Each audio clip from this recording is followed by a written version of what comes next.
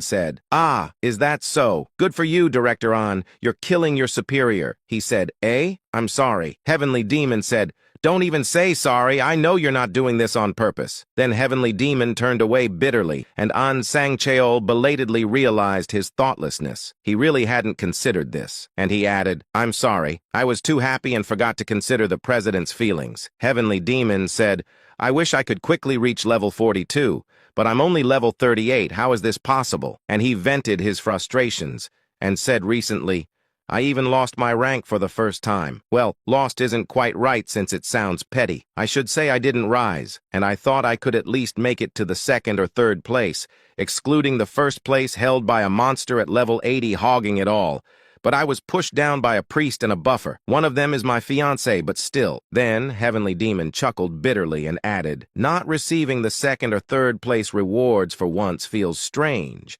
I thought I was at the lead. But suddenly, I'm falling behind to even my employees in levels. The bodyguard said, don't be disheartened, President. It's only a 2-level difference between us, and you have a special and strong job. You'll regain your rank soon, he inquired. Is that so? If I join Black Scythe's area, will there really be a chance to take back even the first place? The bodyguard held back his words. Now, whatever he would say wouldn't comfort him. It would only stir up more trouble. Then Heavenly Demon inquired, What's Seo Arin's level? He replied, I think I heard she's at 37. Heavenly Demon said, Is that so? At least I'm higher than Seo Arin. I'm not too pleased, though. Then he sighed and asked, The prophet is still alive, right? The bodyguard replied, Yes, I confirmed it on the way here. He said, I'd like to know the information for the 9th round sooner, to analyze where I can quickly level up. The bodyguard inquired, Should I call now and ask him to come? Heavenly Demon said, What blasphemy? I told you to treat the prophet like a god. If anything, think of him as a messenger delivering the divine oracle. He might be young, but he's more cunning and quick-witted than you think. Don't do anything to make him dislike us. Think and act in such a way that we can both win-win. We're the ones who need the prophet, not the way around. He said, Ah, understood. I'll be careful with my words and actions from now on. Heavenly Demon was reminiscing Ryu, who had praised him in front of his father, and he said to himself, Is it humility or does he lack greed?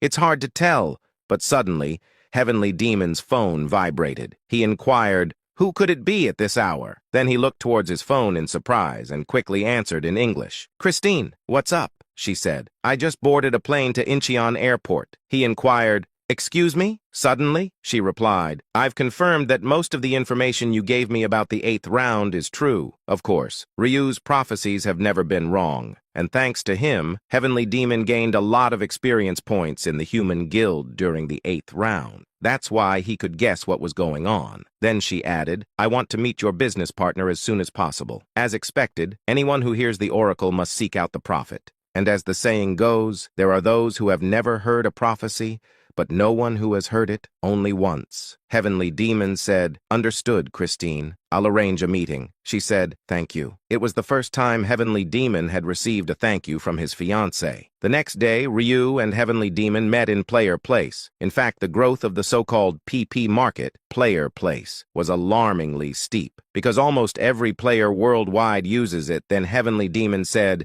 The problem is that it's decreasing by half every month, as the number of users drops by more than half each month.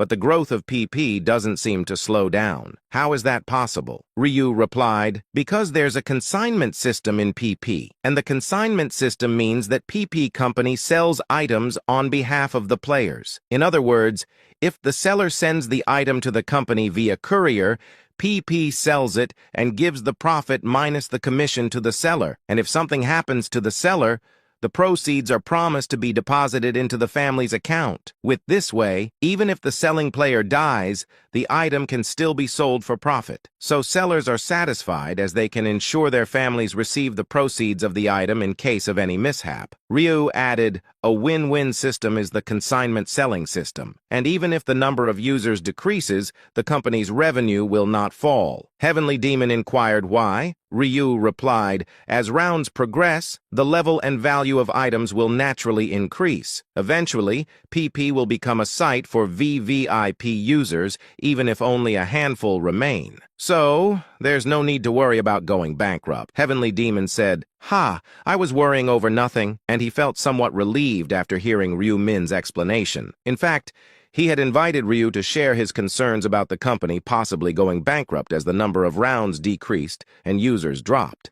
And as it turns out, his worries were unfounded, and the prophet understood the company better than he did, a businessman. Then Ryu said to himself, "But eventually it'll crash and burn anyway, as after the 15th round, the number of users will plummet. Not a gradual curve, but a cliff-like drop. And when the number of users drops to 2 digits, bankruptcy is inevitable, but by then, of course, I'll have to wash my hands of it. For now, milk it for all it's worth." Ryu kept that fact to himself, as there was no need to cause unnecessary worry. Then Heavenly Demon laughed and said, "Indeed, it was wise to consult the prophet. Otherwise, I might have been fretting alone over various worries." Watching, Ryu noticed a slight change in Heavenly Demon's laughter, and Ryu said to himself, "His pretense towards me has lessened somewhat." In fact, Heavenly Demon always wore a mask of business when dealing with him, but today, for some reason, he seemed to be lowering his guard. Ryu said to himself, "Perhaps me praising him in front of the chairman had an effect." Reading his inner thought,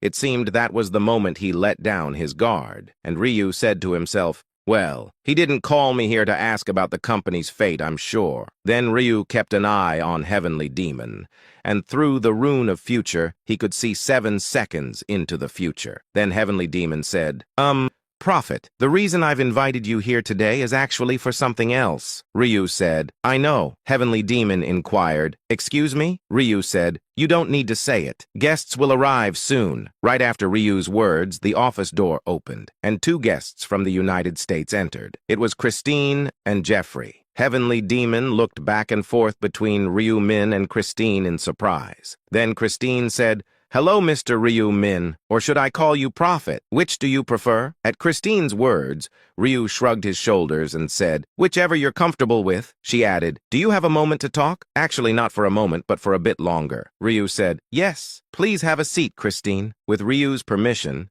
Christine sat down opposite him, and Jeffrey stood beside them as if guarding the spot. Ryu's gaze naturally turned towards him, and asked, "Aren't you going to sit as well?" Jeffrey spoke brusquely. "I'm fine standing," but Christine raised an eyebrow and subtly hinted at him. "Jeffrey, didn't we agree not to make the prophet uncomfortable?" Reading the hint in her gaze, Jeffrey cleared his throat and corrected himself, and said, "If it's all right, then I'll sit." Ryu smiled reassuringly and said, "Of course. Please make yourself comfortable. There's no need to be on guard." Though Jeffrey's expression remained stiff, he was someone who naturally didn't smile much in front of others. Perhaps thinking the atmosphere had become awkward, Christine quickly introduced Jeffrey and said, "This is Jeffrey, our synagogue's deacon. He's practically family, having been with my father since childhood." Ryu said, "Is that so?" In fact, Ryu had already recognized him, the assassin who had been tailing him on Nathan's orders last time. Ryu extended his hand and said, "Nice to meet you for the first time.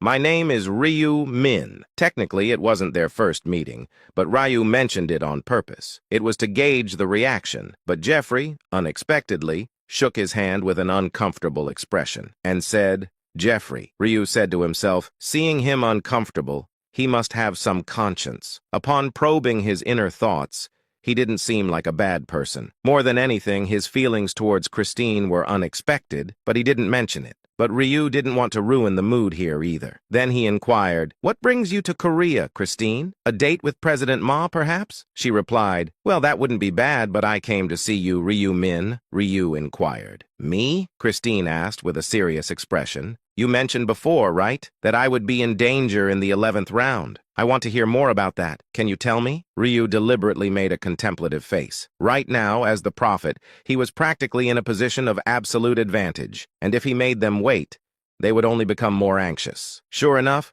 Christine looked at him anxiously and finally couldn't hold back, and said, "I'm not saying I'll listen without offering anything in return.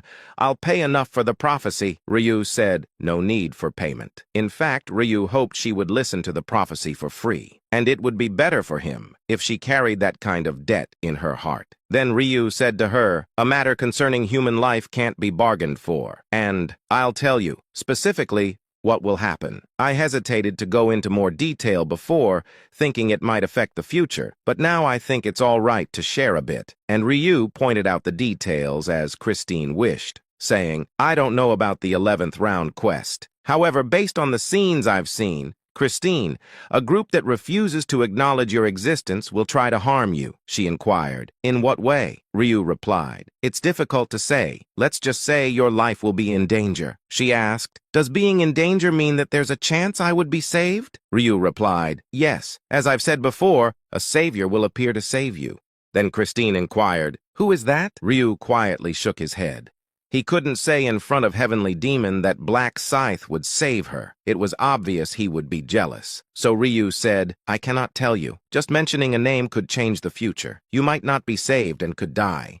And the sure thing is that you must not negate the person who will save you then. She inquired, should I cling to him? Ryu replied, if you put it negatively, yes. If positively, maintain that connection. If you miss that chance, the life you barely saved will end before the 15th round. That's all I can tell you. Christine became thoughtful and said to herself, to be attacked by a group that won't acknowledge me in the 11th round? Who could have imagined such a tragedy would unfold? Then she asked, can't you tell me who the threatening group is? Ryu replied, no, I can't tell based on the scenes I've seen. Regret appeared on Christine's face, and she said to herself, it would be nice to know who the threatening group is. And fortunately, someone will come to save her like a knight in shining armor. But it would be better to eliminate the danger beforehand if possible. So should I let the future flow as it will, so I can connect with that savior? In fact, to wait for a lifeline while intentionally facing danger, it would require considerable courage, knowing what's to come. Then Ryu said, don't worry too much, Christine. Just let things take their course, as worrying about the future that hasn't happened yet is as useless as it gets. Maybe my future prediction will be wrong. The future changes moment by moment,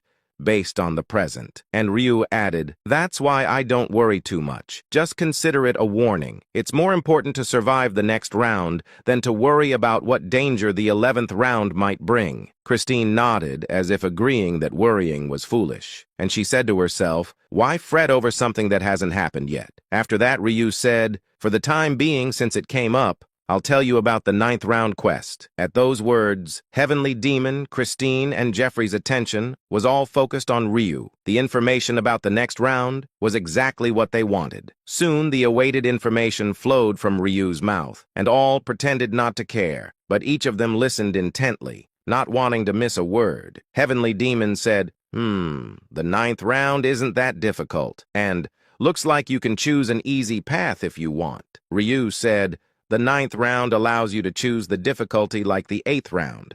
The choice is yours. Heavenly Demon asked, what about the sub-quests? Ryu shook his head as if he didn't know, and he said, unfortunately, I couldn't see the future that far. Of course, it was a lie, and the sub-quests were for him alone. However, someone doubted that part. Jeffrey's tone was full of skepticism, and he inquired, you saw up to the 11th round, but not the 9th round sub-quests? But Ryu didn't mind. He was in a superior position after all.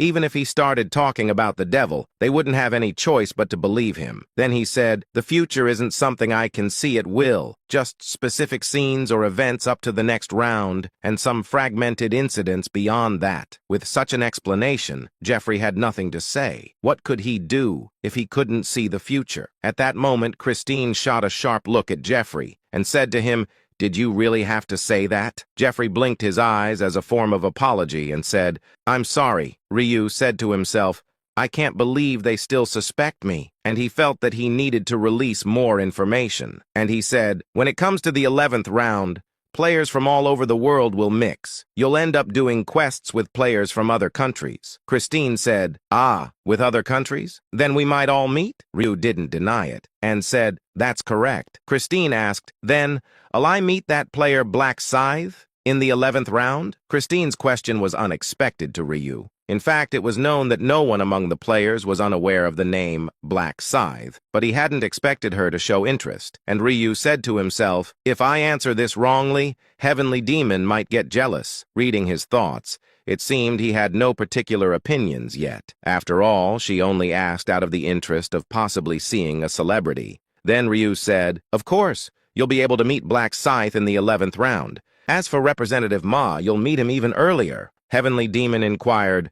"Me?" Ryu replied, "Yes. When the next round starts, all regions in South Korea will integrate into one." Heavenly Demon's eyes widened in surprise at the new information and said, "Really?" Ryu said, "Yes. Due to the lack of players, South Korea will merge into one region. You'll be able to see everyone, including Black Scythe, Mr. Ansang Cheol, and actress Seo Arin, all in one place." He inquired, "Then, can we also see Prophet Ryu Min in the next round?" Ryu said, "That would be difficult, since I'm Black Scythe." The words almost reached his lips, but Ryu was not one to reveal such information, and he said to Heavenly Demon, "Of course, I might be there too. However, just because we are in the same region doesn't mean it would be appropriate for us to meet." Heavenly Demon inquired, "Why not?" Ryu subtly shook his head, indicating that it was not a good idea, and said, "You want those who received prophecies to gather up and act together? It could change the future if we're not careful." It was a plausible excuse.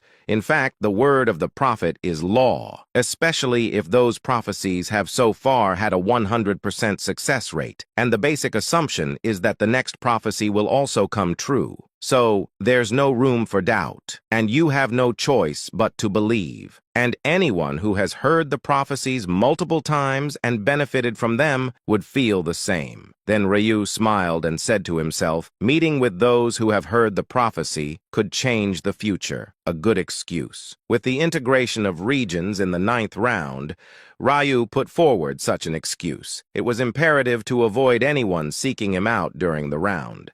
And he added, "As long as I keep my mouth shut, they won't be able to find me since we look different." Ryu had not revealed his nickname yet, thinking someone might ask to meet. After all, who would believe him if he said he was Black Scythe now? Then Ryu said to himself, "I shouldn't tell them, even if they would believe me. I need to make them thoroughly believe that there's a prophet class." And seeing that no one was questioning his excuse, it seemed he had trained them well enough, and his plan was going as intended. And he added, "There is no opponent as easy to deceive as a trustworthy ally, but when the number of people dwindles to a visible amount, my identity might be revealed. But by then, I'll have figured out a way to hide my nickname." He had plans, so there was nothing to worry about.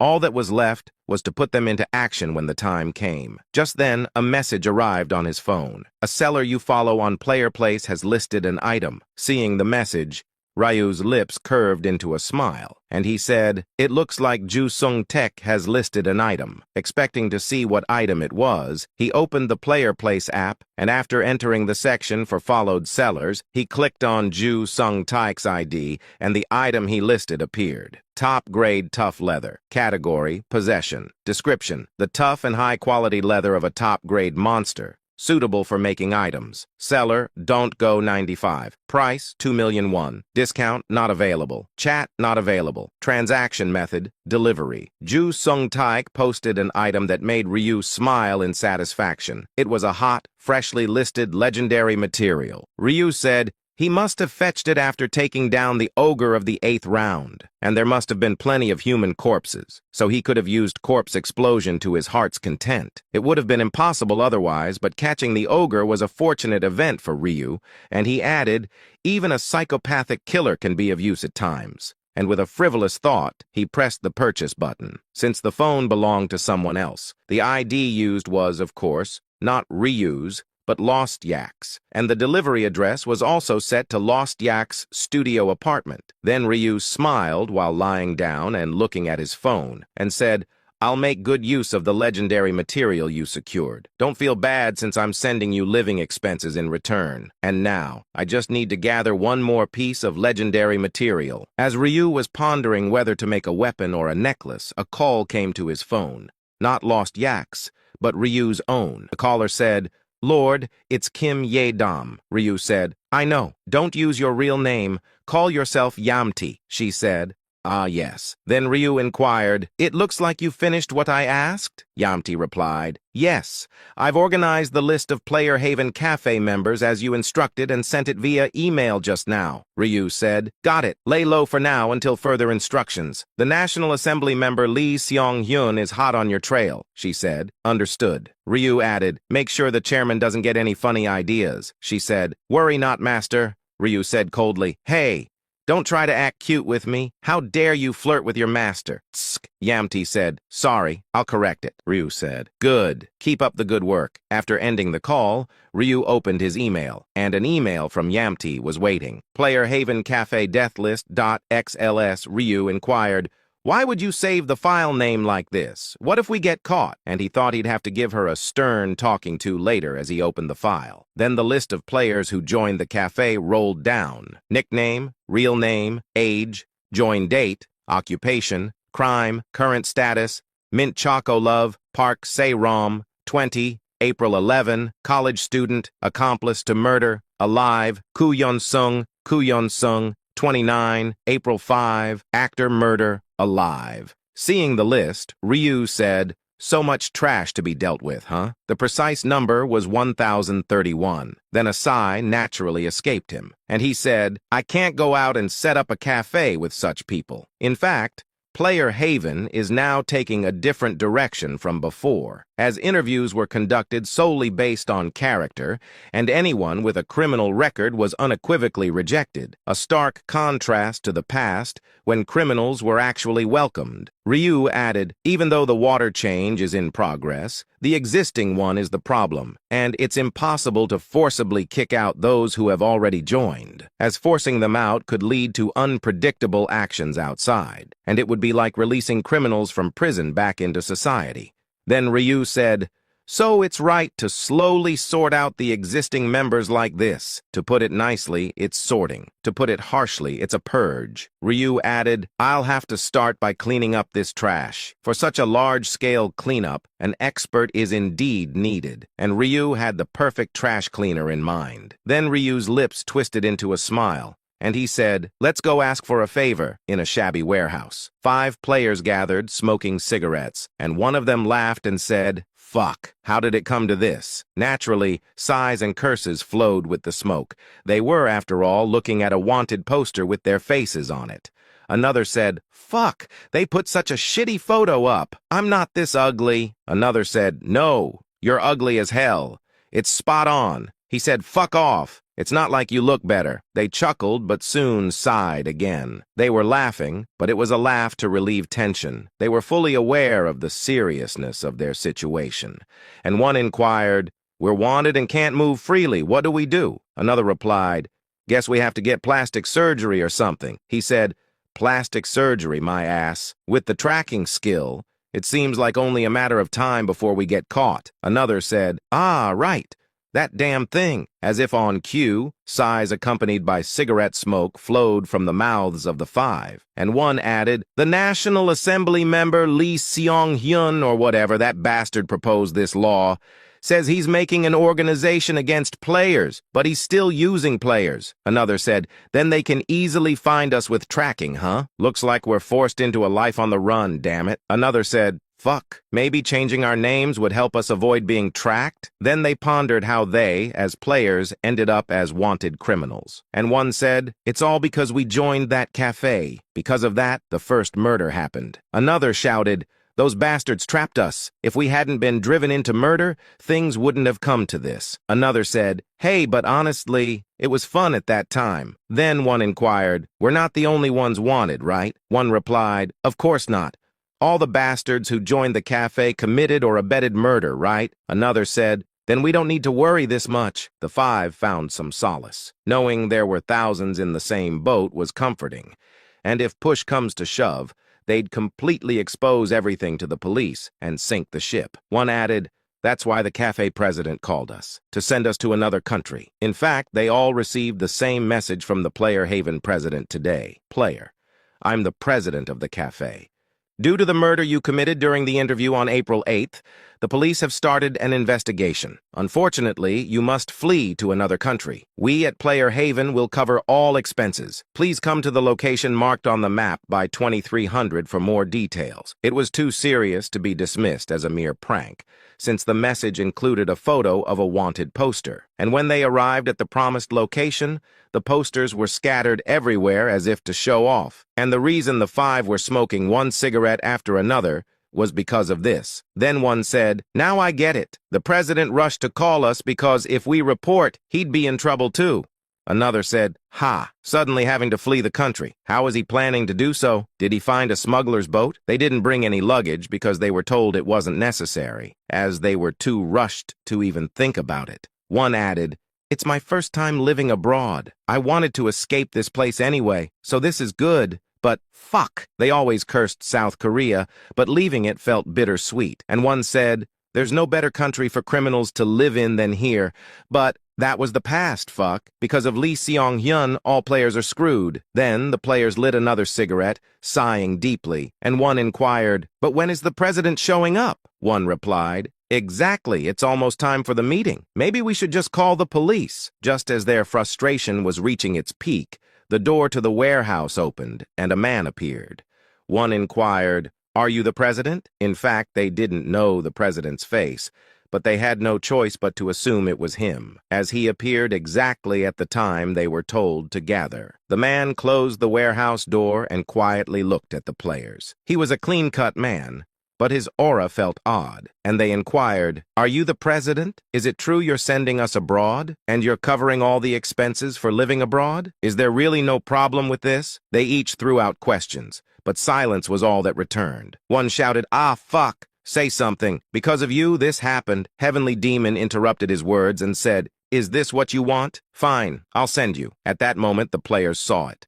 A sword gripped in his hand, surging with black energy, and Heavenly Demon smiled and said, I'll send you to hell. Then his sword danced with the sound of slicing. Limbs flew through the air. In an instant, the scene was filled with screams and blood, and in just 10 seconds, 5 men were dismembered. Heavenly Demon said, don't worry, I won't kill you, not until you spit out all of your items. And dark aura flowed like a snake from Heavenly Demon's sword, and he said, devour them, but don't kill them. Before going to the warehouse, Heavenly Demon was walking down the street at night. It was because of Ryu's call, asking him to come out to a secluded alley because he had something secret to say. Heavenly Demon said to himself, what does he want to talk about in the middle of the night? Couldn't he just say it over the phone instead of calling someone out like this? And at such a late hour, Heavenly Demon found the prophet's behavior, uncharacteristic of his usual demeanor, puzzling. And his puzzlement continued even after meeting Ryu. Then he said to Ryu, ah, prophet, you're here. So you said you had something to tell me? Ryu didn't respond. Heavenly Demon asked himself, what's so important that he's setting such a mood? Ryu's expression was as grave as if he was carrying the weight of the world on his shoulders. Then he said, Mr. Chairman, it's a bit out of the blue, but I have a confession to make. Heavenly Demon inquired, a confession? At the word confession, he thought of various things, and the worst assumptions came to mind, but were quickly dismissed, and he said to himself, such a development would only happen in a melodrama. Then Ryu said, in fact, I know your secret. Suspicion immediately arose in Heavenly Demon's eyes, and he inquired, secret? Ryu replied, as you know, I am a prophet. In doing so, I inadvertently saw your future. That's when I saw the secret. Then a long sigh escaped from Ryu's mouth, and he said, in reality, you've been hunting, haven't you? Heavenly Demon didn't respond. Ryu added, I know. You choose only criminals to hunt. That's why I don't think badly of you. Of course, I don't consider you an enemy either. Otherwise, we wouldn't have been in business together until now, right? However, I haven't considered you a complete ally either. It would be a lie to say I wasn't on guard,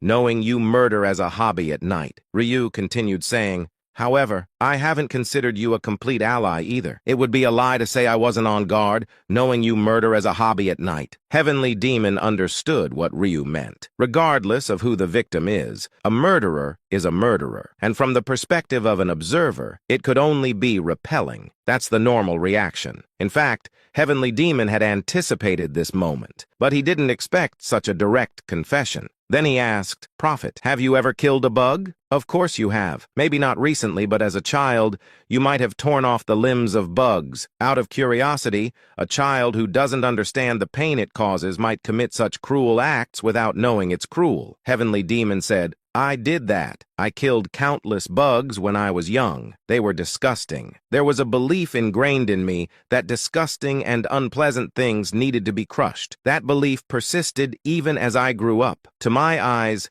Many appeared not as people but as repulsive bugs swarming around. This time, Ryu was silent, and Heavenly Demon added, I decided to start cleaning up these bugs during high school. There was this leech-like guy who clung to me because he knew I was from a wealthy family. I was so disgusted by him. I couldn't resist the impulse and just got rid of him. It was easy. There was nothing money couldn't solve. That was the beginning. It was then I started actively eliminating bugs. It might sound psychotic, but honestly, it felt exhilarating. And I haven't counted how many I've killed since then. Just know it's more than fingers and toes can count. Ryu didn't know what face to make as he looked at Heavenly Demon. As if Heavenly Demon still had more to say, he continued to speak. Should I be called a psychopath? Whether that's accurate, I'm not sure. But one thing is for sure, I don't touch innocent people. Only those who emit a disgusting stench are what I deal with, as you well know. And he added, Prophet, when I first saw you, I somewhat expected this. If you could see the future,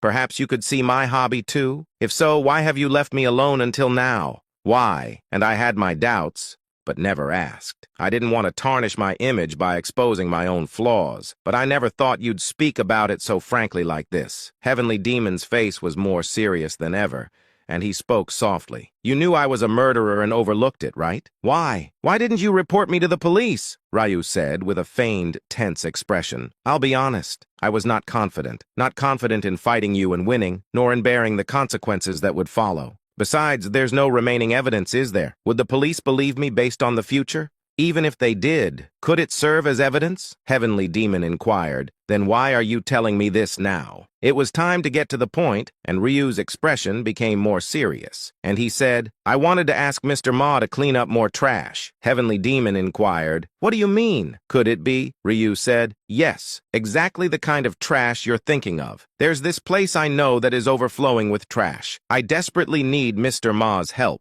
In fact, Ryu was referring to Heavenly Demon as the cleaner. No one else was more suitable for cleaning that darkness from this world. Then Ryu asked, Have you heard of Player Have? He replied, Yes. Isn't it a cafe that only players can join? Ryu inquired, You know it, but you haven't thought about joining? He replied, I'm not interested in online gatherings. Even if I joined, I wouldn't have time to meet offline. But why suddenly bring up the cafe? Ryu said, Actually, if you look closely, this cafe is crawling with murderers. Heavenly Demon inquired, Excuse me? Ryu grinned and went on to explain in detail about the cafe's murder interviews and how they ensnare players, among other things, as information that could not be known without joining firsthand. Disgust appeared on Heavenly Demon's face and said, Such a cafe plagued with vermin. And he looked as if he wanted to kill those filthy beings right then and there. Then he asked, But how did you come to know all this, Prophet? You didn't join, did you? Heavenly Demon was not only skeptical about Ryu joining them, but also suspected beyond that. Certainly it was information that usually only high-ranking members could know. Ryu replied, Do not worry. I have never joined. I happened to see the future of a high-ranking player there and learned about it. Suspicion faded from Heavenly Demon's eyes. And he said, To summarize your words, Prophet, all players who joined the Player Haven Cafe passed the murder interview and should all be considered trash that needs to be cleaned. And you're asking me to take care of them now, Ryu said. That's correct. Although the murder interview has been completely abolished with the change of the executive team, all existing members have been involved in or abetted murder. Considering both the present and the future, it's a group that cannot be ignored. He inquired, Do you have a reason for not reporting them and instead entrusting this to me? Ryu replied, Even if reported, it would realistically be impossible to prosecute. Most of the evidence has been destroyed, and since they are players, it's not easy to confine them through force. He said, That's true, Ryu added. That's why I need Mr. Ma's help. There's nothing better than killing people to accumulate dark magic for the Dark Knight class, right? At that moment, Heavenly Demon's eyes widened in surprise, and he inquired, You're well aware of my job, too. Ryu replied, Of course. Seeing prophecies allows me to learn various information. Heavenly Demon nodded and asked again for confirmation. Specifically, what do you want me to do? Ryu said, Kill all the trash of Player Haven. If we lure them to a quiet place, Mr. Ma can go there, relieve some stress, and gain dark magic. It won't be possible to kill them in a day. It will take months given the number of people. He asked, How do you plan to lure them? Ryu replied, if we scare them with wanted posters featuring their faces and offer to help them escape abroad, that should do it. I've made one of their officers on our side, so there won't be a problem with manpower. Heavenly Demon was inwardly surprised by Ryu's proposal, though he didn't show it, and he said to himself, "There's a concrete plan already? I had somewhat thought it might be a joke, but now I understand. The prophet is 100% serious, and if it's serious, the story changes, and this is an opportunity, a chance to easily supply dark magic. In fact, the Dark Knight job demands a lot of dark magic, like a foreign car that's great but expensive to fuel. It's overwhelmingly powerful compared to other ordinary jobs, but the cost is indeed burdensome." Heavenly Demon said to himself, "So the prophet is offering to reduce that burden, and all I had to do was add his spoon to a well-prepared meal, an offer too tempting to refuse, and there was no reason to refuse." Yet Heavenly Demon hesitated for a bit. There was something holding him back from readily accepting. It was the burden of responsibility, not the private murders he had conducted so far, but a joint operation with the prophet, as sharing the secret of murder added a different level of burden. Ryu was not unaware of this fact, and he said to himself, "A motive is needed, but no need for a grand motive. Just a little push, and he'll move on his own." Then Ryu took out an item from his inventory and said, "Take this." Receiving something unexpectedly, Heavenly Demon was puzzled and said, "Huh? This is," Ryu said, "a potion of dark magic. I thought you might need it." Only then did Heavenly Demon, who saw the item's options, get surprised. It was indeed a potion meant for him. Ryu added, "You can consider it a bribe if you want. I'm not asking you to help me for free, so don't feel too pressured." Feeling like he received an unexpected gift, the burdened Heavenly Demon felt vanished at that moment, and he said, "You've prepared a meal and even given me such a gift." Ryu said, "It may be a meal, but it's not an easy task." He said, "I'll use it well. Prophet, leave the trash cleaning to me." Heavenly Demon and Ryu both smiled contentedly. Back to the present. The player, gasping for breath as if dying, was tapped on the face by Heavenly Demon, and he inquired, "Is this all of it? Answer me. Don't you have anything else?" The player replied, "No, I've emptied everything in my inventory." Heavenly Demon looked at the items laid out before him and asked again, "Are you sure?" The player trembled violently and said, Yes, please, get rid of this monster." Dark aura, like leeches, clung to the man's lower body, slowly devouring his life force. The pain was unbearable, but the fear of being eaten alive by a beast was greater. Heavenly Demon said, "Okay, a promise is a promise." Then he gathered the dark energy, and then lifted his blade and said, "I'll kill you gently, as promised." The player said, "Thank you." Before the player could finish speaking, his head fell to the ground. Then Heavenly Demon sheathed his sword back into the inventory and said, "They were going to die anyway. Taking their items won't be a problem." And a satisfied smile appeared on Heavenly Demon's lips. As he had collected more items than expected, most of them were to be given to the prophet. And he said, "If you're Korean, you should have the decency to return." Then he grinned and used the trace erasing skill, and the 5 corpses disappeared as if everything was a dream. In that dark night, Ryu's gaze was fixed on an abandoned warehouse. From inside, occasional chilling screams could be heard, but Ryu just laughed. After all, they were trash that deserved to die, and he said, "The location is well chosen. This place is perfect as a garbage incinerator." The area was surrounded by mountains and rarely visited by people, making it an ideal place to dispose of bodies. Moreover, he has just hired the best cleaner in the town. He added, "To be honest, I was half in doubt whether Ma Kyung-rock would listen to my request, but to see him move exactly as I wanted." Ryu had asked Heavenly Demon to take care of the trash cleaning. He took the risk of revealing that he knew his secret. Then Ryu said, "It was a kind of gamble. The moment his secret was revealed, it wouldn't be strange for him to show hostility at any time. I even thought about fighting Heavenly Demon if necessary. In fact, no one would be happy to have their lifelong hidden disgrace uncovered, even if it meant being supplied with black magic power by cleaning human trash. That's why Ryu decided to take a direct approach instead, and many people must have been hypocritical while dealing with Heavenly Demon. So Ryu calculated that doing the opposite might work. Then Ryu smiled and said, "But who knew that would actually work?" Speaking openly and honestly was a stroke of genius. Strictly speaking, it was me pretending to open up to him, and it was a relief that everything went smoothly. Ryu added, Well, it wouldn't have been a bad deal for Heavenly Demon either. Even if Ryu couldn't win Heavenly Demon's heart, he was confident in finding a solution, as he could see 7 seconds into the future, so he could always change to a better direction, and if it didn't work out, he might have ended up fighting Heavenly Demon. Ryu immediately turned around and said, "Anyway, the trash cleaning is resolved with this." He didn't enter the warehouse even as the screams grew longer, not wanting to disturb Heavenly Demon's private meal.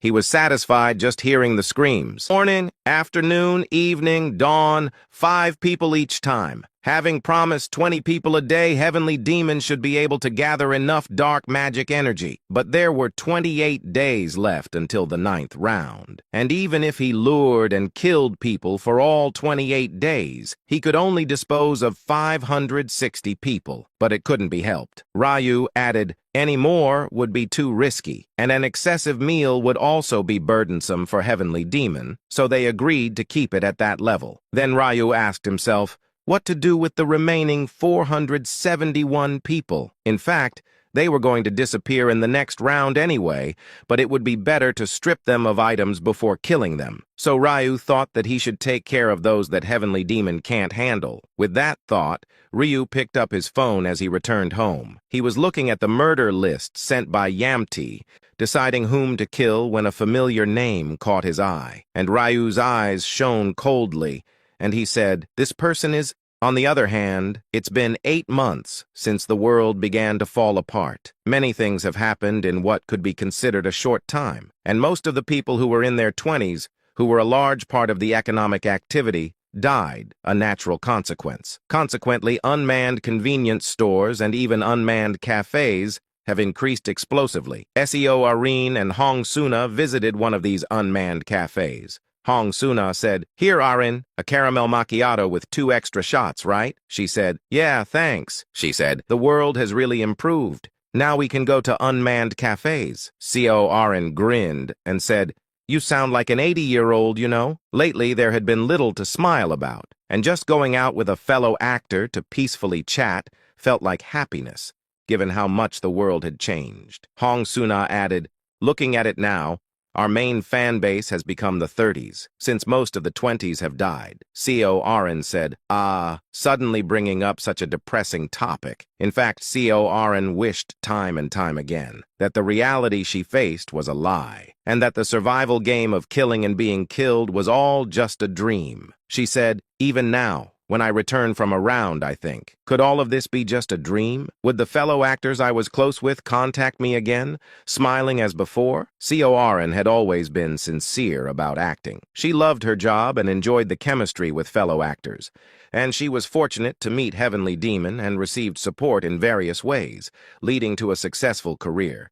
A successful life, but that life was no more. As the atmosphere quickly darkened, Hong Sun-ah apologized. Sorry for bringing up something so gloomy, CO Arin said. It's okay. It's just how things are. She said, it's hard, isn't it? Want to start smoking? Maybe even smoke together? CO Arin squeezed a laugh at that joke and said, you make me laugh, she added. But we're better off, aren't we?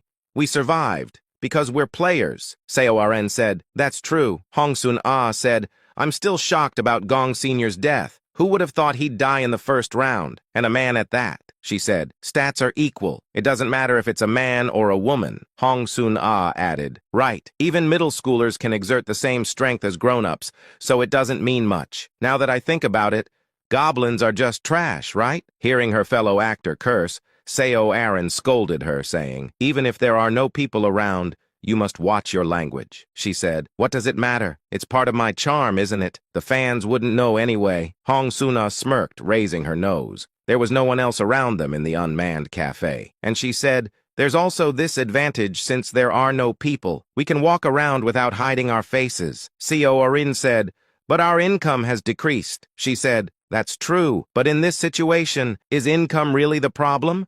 Survival is the top priority. She wasn't wrong. So CO Arin listened in silence and said to herself, what could be more important than survival in the current situation? Then Hong Sun-ah said, Arin, you're lucky. You have a good job for surviving. She inquired, you mean my summons? Hong Sun-ah replied, yes, I heard it's like a cheat job. Golems tank for you, fairies cast protective shields, and after level 20, fairies even help in combat. They jump in like slaves to do everything for you. I'm jealous, so jealous. CO Aaron said, your job isn't bad either. She said, me? Number, I'm just a bit stronger, but assassination turned out to be a common job. Invisibility is a skill, but it's useless. CO Aaron asked, why? It can be used during combat, right? She replied. That's true, but it's not very useful in battle. One attack and it's gone. The cooldown is long too. It's basically for survival when in danger. Seo Aaron said. That's good then. There's nothing as important as survival. Hong Sun-ah added. That's true, but in reality there aren't many dangerous situations, right? It's awkward to use. I'm not a stalker, and robbing a bank is useless nowadays because they've taken measures. And the cafe also has a sign that only card payments are allowed. Are they scared of players stealing cash? CO Aaron inquired. Suna, you're not seriously thinking about this, are you? She replied. You think I'm an idiot? Why would I make such a ridiculous thought? Anyway, you can't even distinguish between a joke and seriousness. Despite the scolding, Seo Aaron just smiled warmly, and considering their friendship from working on several projects together, even this chit-chat was enjoyable. After all, she was the only actor friend who had survived. After that, led by the hand of a fellow actor, Seo Aaron ended up in a club that was dark and gloomy, unlike the bright daylight outside. Though the thumping beats vibrated through the building, not a single dancer was in sight. Then she inquired, what on earth are we doing here?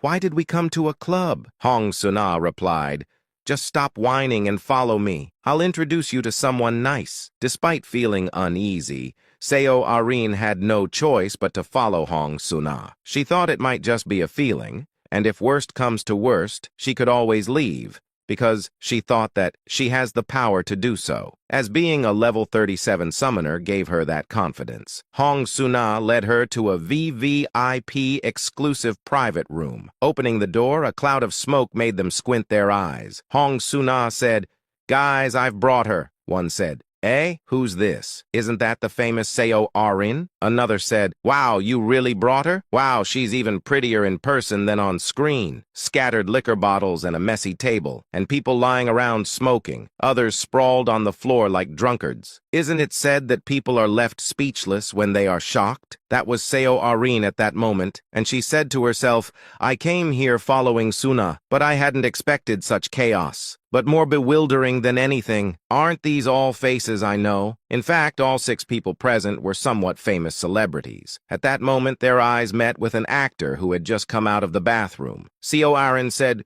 Koo Yeon-sung Sr., he said. Aren't you Aaron? I heard you were coming, but you really did. Behind, Hong Sun-ah smirked meaningfully and said, I told you I'd bring her, Senior Koo. He said, Bokchul would be thrilled if he knew, wouldn't he? Hong Sun-ah asked, where is Bokchul? He replied, he said he was going to the toilet because he needed to take a shit. Standing dumbfounded, Seo Aaron wondered what situation she had gotten herself into. Then Koo Yeon-sung said, sit down. Now that you're here, let's have a drink at least. She said, no, I'm good. It might be dark inside, but it was clearly broad daylight outside, and yet they're suggesting a drink. Especially since she felt something was off, Seo Aaron drew the line. Then she said, Sun-ah, have fun. Sorry, but I'll be leaving first. Hong Sun-ah said, hey, where do you think you're going? Koo Yeon-sung also said, come on, Aaron. You've come all this way. Have a drink. Or would you prefer a joint? Seo Aaron was taken aback, but quickly regained her composure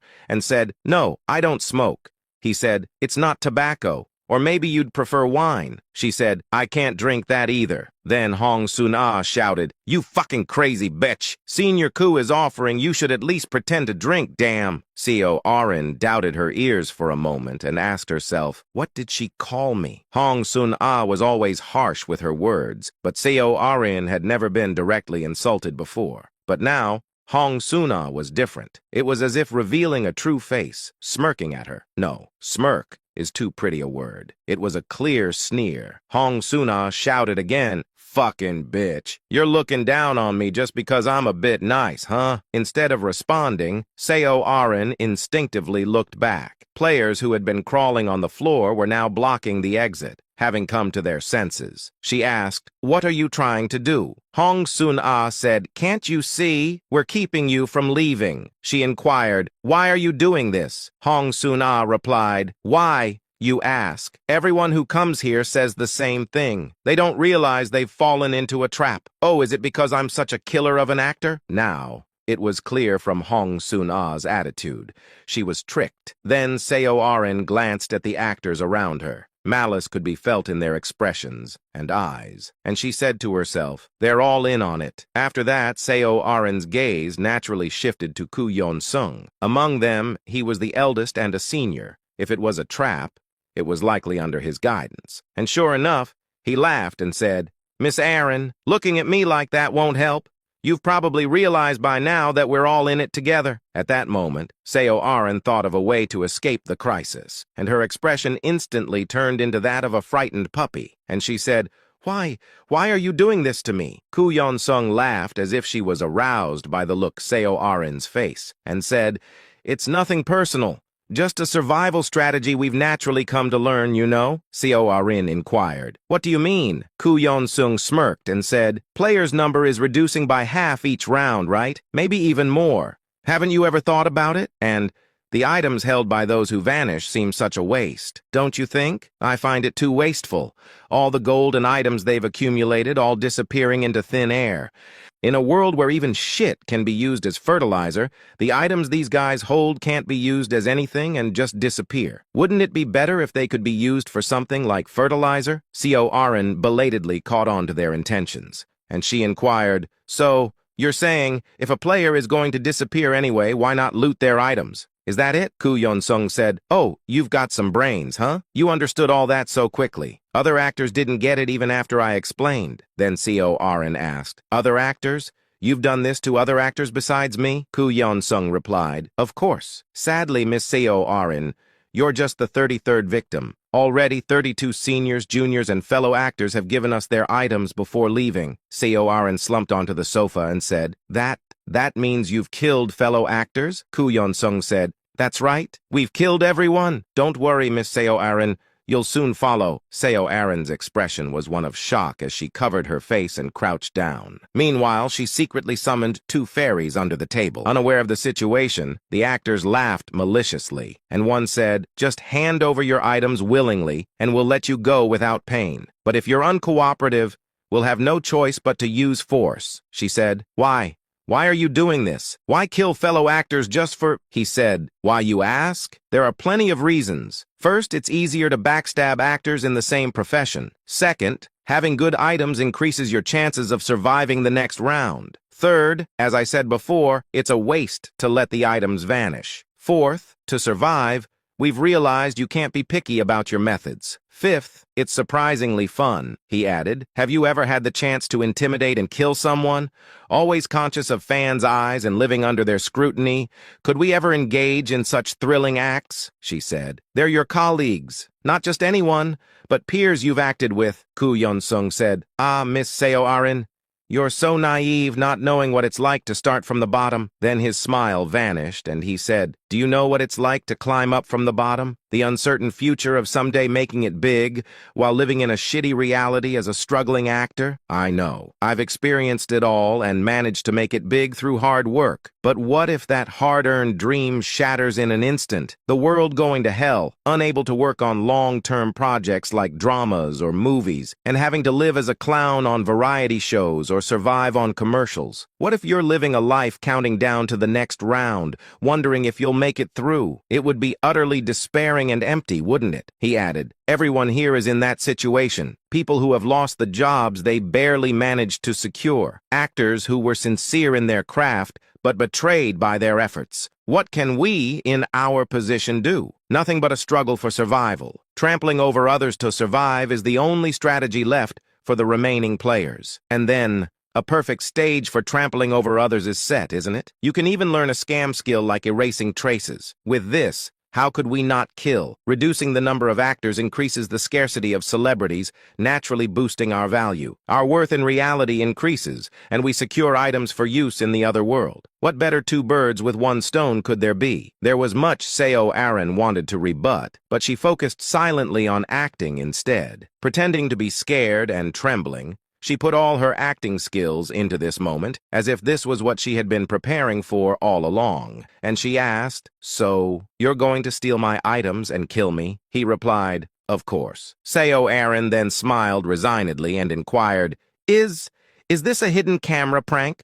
A new variety show or maybe a YouTube video? Can someone please tell me this is just a joke?" Hong Suna taunted and said this bitch still hasn't snapped out of it. "Hey, you fucking bitch. Do you think we're playing around? Should we cut off a finger or two to help you understand the situation?" One said, "Why bother with a finger? There's a better way." As the men smirked maliciously, Hong Sun-ah grimaced and said, "Men are all the same, huh? If a girl's face is half decent, that's all they think about? You think she's pretty? It's all thanks to plastic surgery." One said, "Plastic surgery isn't for anyone, you know? You need a good base to start with." Another said, "So what if it's plastic surgery? Heh heh heh. As long as it tastes good, that's all that matters." Even amidst the mocking laughter, Seo Aaron curled up and endured. Her expression mixed with shame, anger, and fear. She waited for an opportunity. Then Koo Yeon-sung quieted the crowd with a sigh and said, "You guys, why scare her already? Miss Aaron, don't worry. Just hand over all your items and we'll let you die peacefully. I'll make sure these guys don't touch you. You don't like it, do you? By your expression, wouldn't it be better to hand over your items and die peacefully rather than being treated like a rag and dying horribly?" Seo Aaron inquired. "Do you really promise to let me go peacefully if I give you my items?" He said, "Yes." "Oh, but I forgot to tell you something," she inquired. "What is it?" He said, "You know Jang Bokchul, right? He's really into you, Miss Aaron. He even mentioned you as his ideal type in the media. So, when he heard Miss Aaron was coming, he was really looking forward to it. So just do what he wants. Just once. You can do that much before dying, right?" She inquired, "What do you mean?" He said, "It's pitiful, isn't it? A nobody who survived not because of acting, but as a player, and finally made it big. And this guy picked you, Miss Seo Aaron, as his ideal type. But you can't even do that much for him? It would feel good if you grant one person's wish before dying, right? And if you don't answer, I'll take it as a yes. You don't have a choice anyway." He added, "Don't even think about resisting. You see how many of us are here, right? Including Bokchul.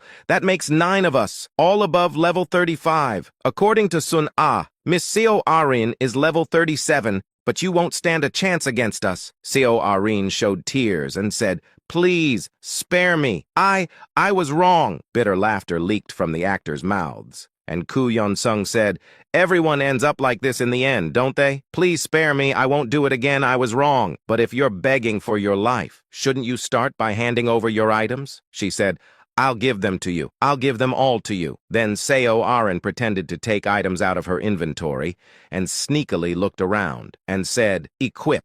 At the command word, Seo Aaron's body was enveloped in her gear. And before the people could react to the sudden armament, the waiting fairies emerged from under the table. Then, those cute creatures fired beams of light straight at Koo Yeon-sung. As the sound of burning flesh filled the air, Koo Yeon-sung screamed. He raised his arm in defense, and it was just in time.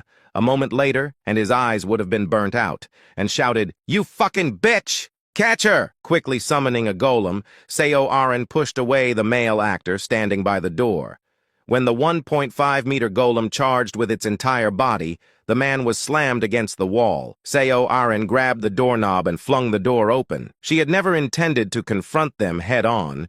She was only looking for a chance to escape, and she said to herself, "I've done it. Now I just need to get out." But before she could step over the threshold, black chains wrapped around Seo Aaron's body. The chains belonged to Koo Yeon-sung, and he shouted, "Fucking bitch, where do you think you're running to?" And, "Fucking hell, I thought you were no different. I was fooled by a woman's tears. I really got fooled, huh?" Seo Aaron tried to command her fairies, but it was too late.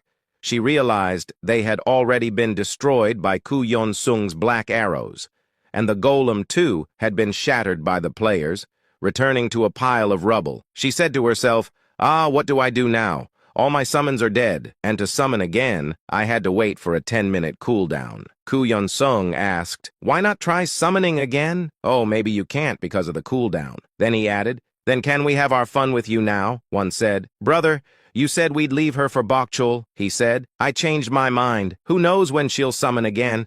We can't wait for Bokchul to arrive." Then Koo Yeon-sung ordered with a murderous gaze, "Men, get ready. Let's show this fucking bitch what humiliation is." One smiled and said, "I've been waiting for this." But suddenly someone entered through the open door. The actor's attention shifted. A familiar face, Jang Bokchul, had arrived. Koo Yeon-sung said, Bokchul, here's your favorite Seo Arin." Their expressions brightened but quickly hardened, because behind him stood a masked stranger, and before they could finish asking, Jang Bokchul's head flopped lifelessly. The masked man stepped forward and said, "Jang Bokchul, this bastard was your friend, right?" Koo Yeon-sung shouted. Who are you?" Ryu said, "It seems I was right," and with a wave of his hand, the corpse vanished without a trace. It was trace erasure. Then Ryu said, "I smelled trash from afar, so it was gathered here." Koo Yeon-sung asked again, "Who are you?" Before Koo Yeon-sung could finish, he swallowed his words, and the others did the same, and silence fell. As if time had stopped, there was no need to ask who he was, because they could see a large black scythe in the masked man's hand. 14 hours before the assassination of Jang Bokchul, Ryu discovered a familiar name on the murder list, and he said, "Ju Sung-taek? Did this guy join Player Haven too?" The name and the age matched perfectly, but the nickname was slightly different. And seeing that the ranking written down was also different, it seemed he had slightly changed the information before he joined. Ryu added, "That explains why Ju Sung-taek wasn't in the executive positions. In fact, Ju Sung-taek was a top player, ranking second or third in the entire region. And if he had been an executive, they would have met long before. But since he faked his information, it was natural they hadn't met until now." Then Ryu said, "Looking at the date of joining, it seems he signed up a long time ago. Did he just join and not participate?" Searching the forum, there were no posts or comments from him. It seemed he had quietly passed the murder interview and stayed silent. Ryo said,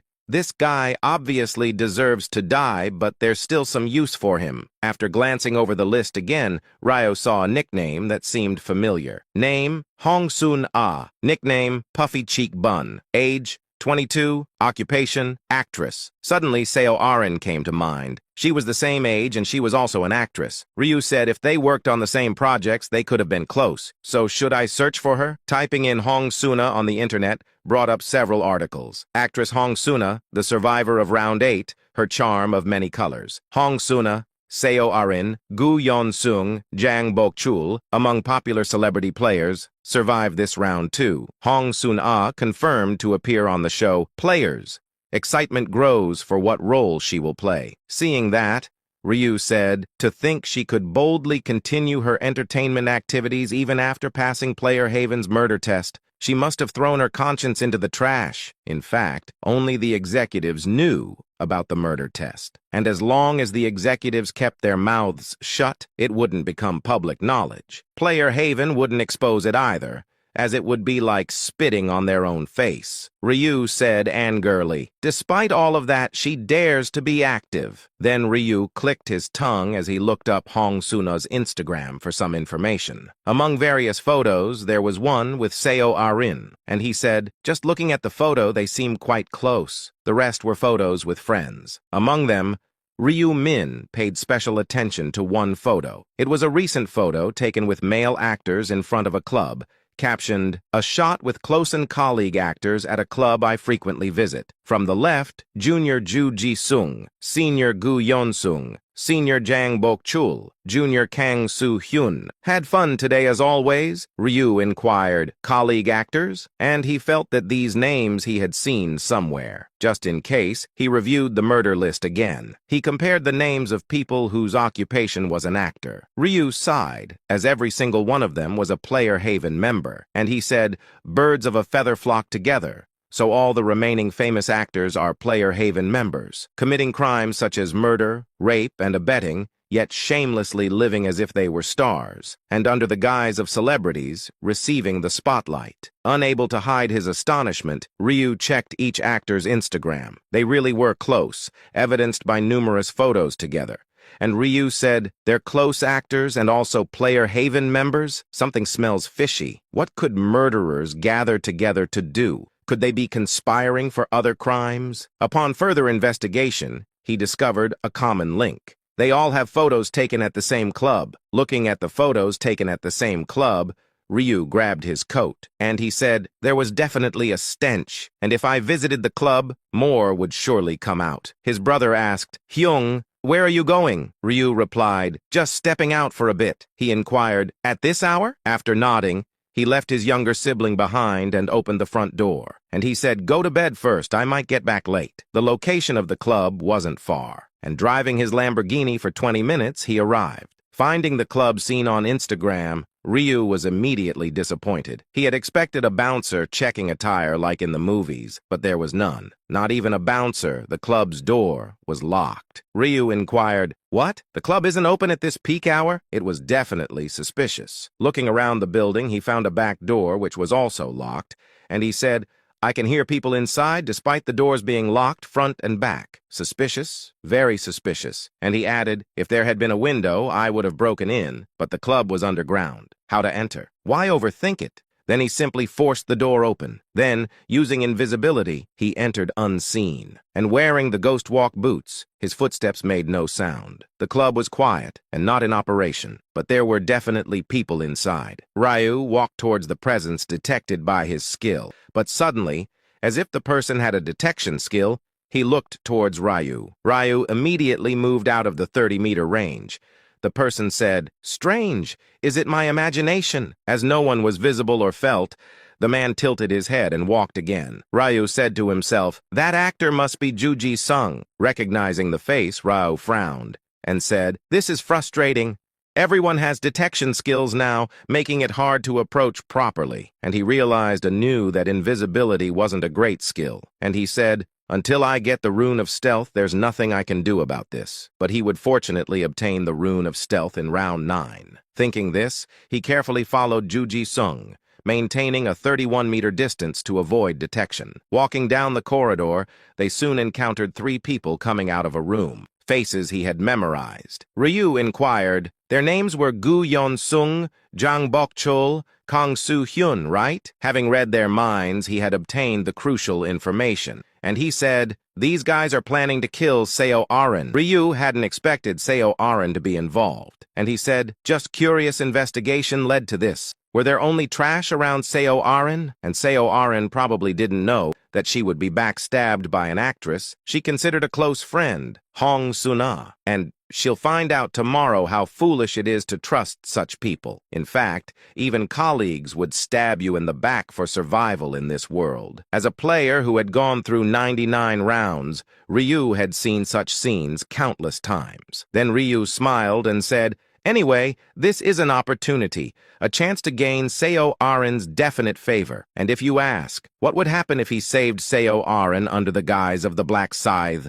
Ryu could completely make her his own. As men can be controlled using Yamti, but that enchantment doesn't work on women. That was why he didn't kill these men and turned away." And he added, "It's better to sweep them when they're all together. Killing them now won't make Seo Arin appreciate my efforts." Of course, gaining Seo Arin's favor might not always lead to positive outcomes, and it's not guaranteed to only have positive effects. But Ryu couldn't just ignore it, and this opportunity was too precious to give to Heavenly Demon. Then Ryu said, "It's better if I save her than Heavenly Demon." Currently, they were allies, but Heavenly Demon could become a stumbling block for Ryu, and if Heavenly Demon and Seo Arin became close, it could become troublesome later. Leaving the club, Ryu awaited the dawn, and he said, "Tomorrow, if I tail that woman Hong Suna, I can catch the perfect timing." 14 hours later, present time. And when they saw the black scythe in Ryu's hand, the place fell silent. Then one inquired, Is that a scythe? Could it be Black Scythe?" Some actors shook their heads, denying reality, and said, "Nah, "It can't be. Why would Black Scythe show up here?" Another said, "Yeah, just because he has a scythe doesn't mean he's that guy." The two actors who were talking released Seo Arin and stepped forward. These were Gu Yun-sung's loyal dogs, and one shouted, "Hey, you bastard! How did you get in here? Did you kill Bokchul, huh?" Ryu sighed and murmured, "Seems you haven't grasped the situation yet," he shouted. "Son of a bitch, you dare to sigh in front of us? You'll die!" With a single movement in the darkness, Ryu's scythe flowed, and the heads of the two actors slid off as if butter. Just like that, in a moment, the two were reduced to corpses. The remaining actors recoiled in horror, panic written all over their faces. Seo Arin was no exception, and she asked herself, Is that really Black Scythe? For real?" His voice differed, making her skeptical.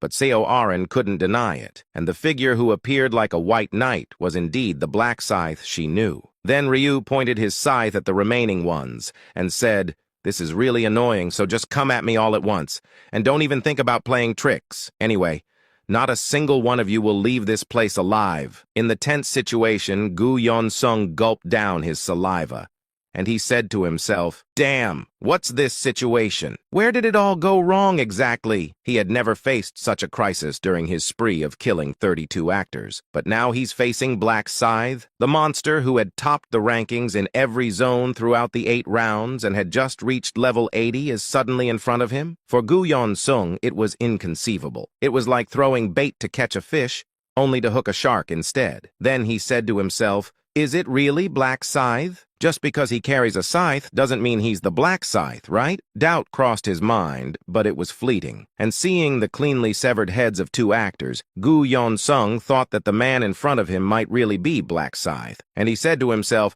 "I didn't even see him swing. I didn't hear the sound of a neck being cut." This meant that the attacker's agility stats were high enough to make his attack invisible, and his damage was way superior. A single swing was enough to feel the gap between them. It's like heaven and earth. The level is just incomprehensible. Realizing the extent of his opponent's skills, Gu Yun-sung's brain began to work rapidly, and he immediately knelt down and began his act of begging for his life. "Please, spare me. I didn't do anything." Then Gu Yun-sung pointed his fingers at the other actors and said, "It was all them. They made me do it." Caught off guard by this sudden betrayal, Hong Sun-ah and the other 4 male actors were dumbfounded. One said, "What are you talking about, Gu Senior? Why are you blaming us? It was all because you told us to do it." Another said, "Black Scythe. Don't believe this dirty bastard. We were just following orders, but this bastard is the real mastermind." Enraged by their words, Gu Yun-sung abruptly stood up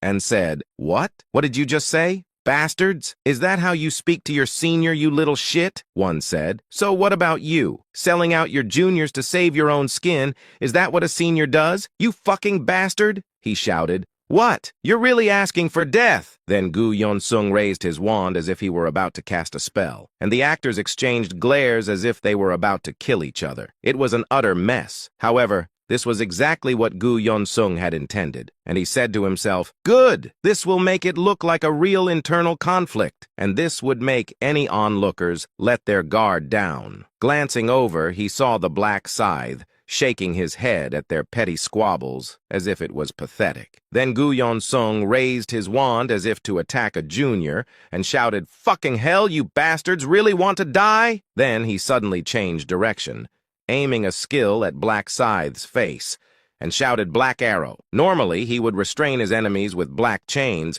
before shooting a black arrow, but this was a surprise attack, leaving no time for binding, and he said to himself, "Even Black Scythe can't survive a headshot. Got it!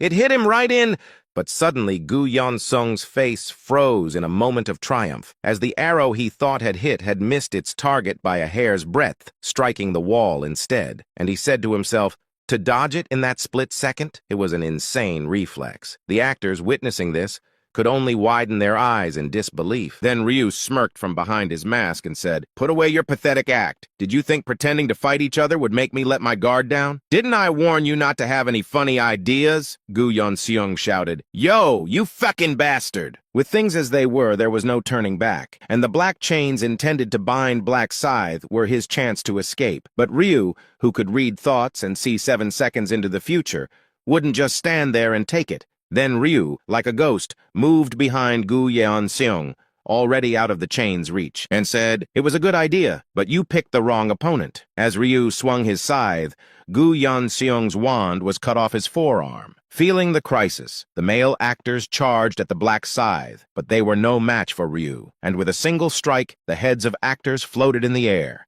and their bodies dropped like cut strings. Overwhelmed by his power, Gu Yeon-seong collapsed to the ground. Already crippled, he couldn't even dream of resisting. Ryu calmly surveyed the scene. Gu Yeon-seong was shivering with his arms trembling, and the shocked eyes of Seo Arin were visible behind him, and one was missing. But it was no problem. He had already sensed her through his ability to detect presence, and when Ryu struck the air behind him with his scythe, a sharp scream erupted. Hong Sun-ah, trembling with her legs, appeared as the invisibility skill wore off, and her thighs were pierced by Ryu's scythe like a fork, and with a forceful tug, blood spattered as both thighs were cleanly severed. Gu Yeon-seong couldn't bear to look at her suffering. Then Ryu said, "Seo Arin, it's our first time meeting in reality." Seo Arin's eyes widened in surprise, then rounded in realization, and said, "Yes, nice to meet you, Black Scythe Nim." Gu Yeon-seong looked at her with a face that said he couldn't believe what he was seeing. Hong Sun-ah,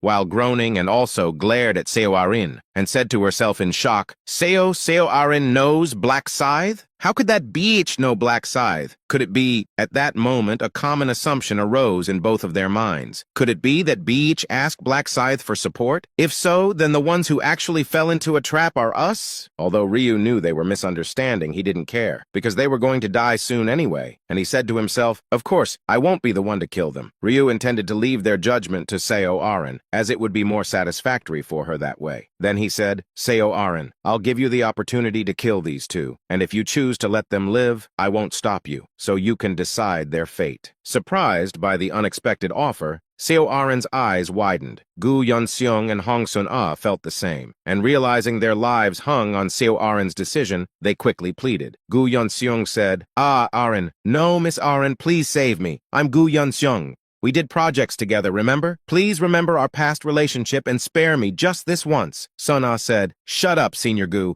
If we're talking about projects, I've done far more with Arin. Arin, it's me, your lifelong friend, Sun-ah. Think of the memories we shared together, huh? Please save me. I don't want to die yet." Gu Yeon-seong said, "Look at that crazy batch whining like that. Miss Arin, don't be fooled. She's trash. Do you know how much she badmouthed you behind your back? She said, 'When did I ever?' Don't believe a word Senior Gu says. It's all lies." Gu Yeon-seong added, "Wow, such a shameless batch. To think such a person claims to be a friend. I'm clearly the better choice," Sun-ah said. "Ha, I can't believe this. Who was the one shaking their hips thinking about doing that stuff when Aaron comes? Which animal was that?" he shouted. "Me, when? Don't make up things, you batch." The two raised their voices. Seo Arin, now holding the power of life and death, deliberated, but her deliberation didn't last long. There was no need to think about trash, and she said, "Both of you are eyesores. I've made my decision." Gu Yeon-seong inquired. That means you'll save us, right?" Sun-ah said. "Huh? Arin, we were close friends, right? Huh?" Despite their desperate looks, Seo Arin's gaze was cold, and the cooldown was ready. Then Seo Arin summoned her fairies, and ordered, "Kill them both," and the beam aimed at their heads burned their faces beyond recognition. Ryu felt a sense of pride at the sight, and he said to himself, initially worried about the lives of those who tried to rape her, she has changed a lot. In fact, this was the second time he saved her since the first incident with Hwang Yong-min's group. Seo Arin seemed to know that fact as well, bowing her head towards Ryu and said, "Thank you, Black Scythe Nim. You saved me again this time. I can't express my gratitude in words. Thank you so much." Ryu inquired,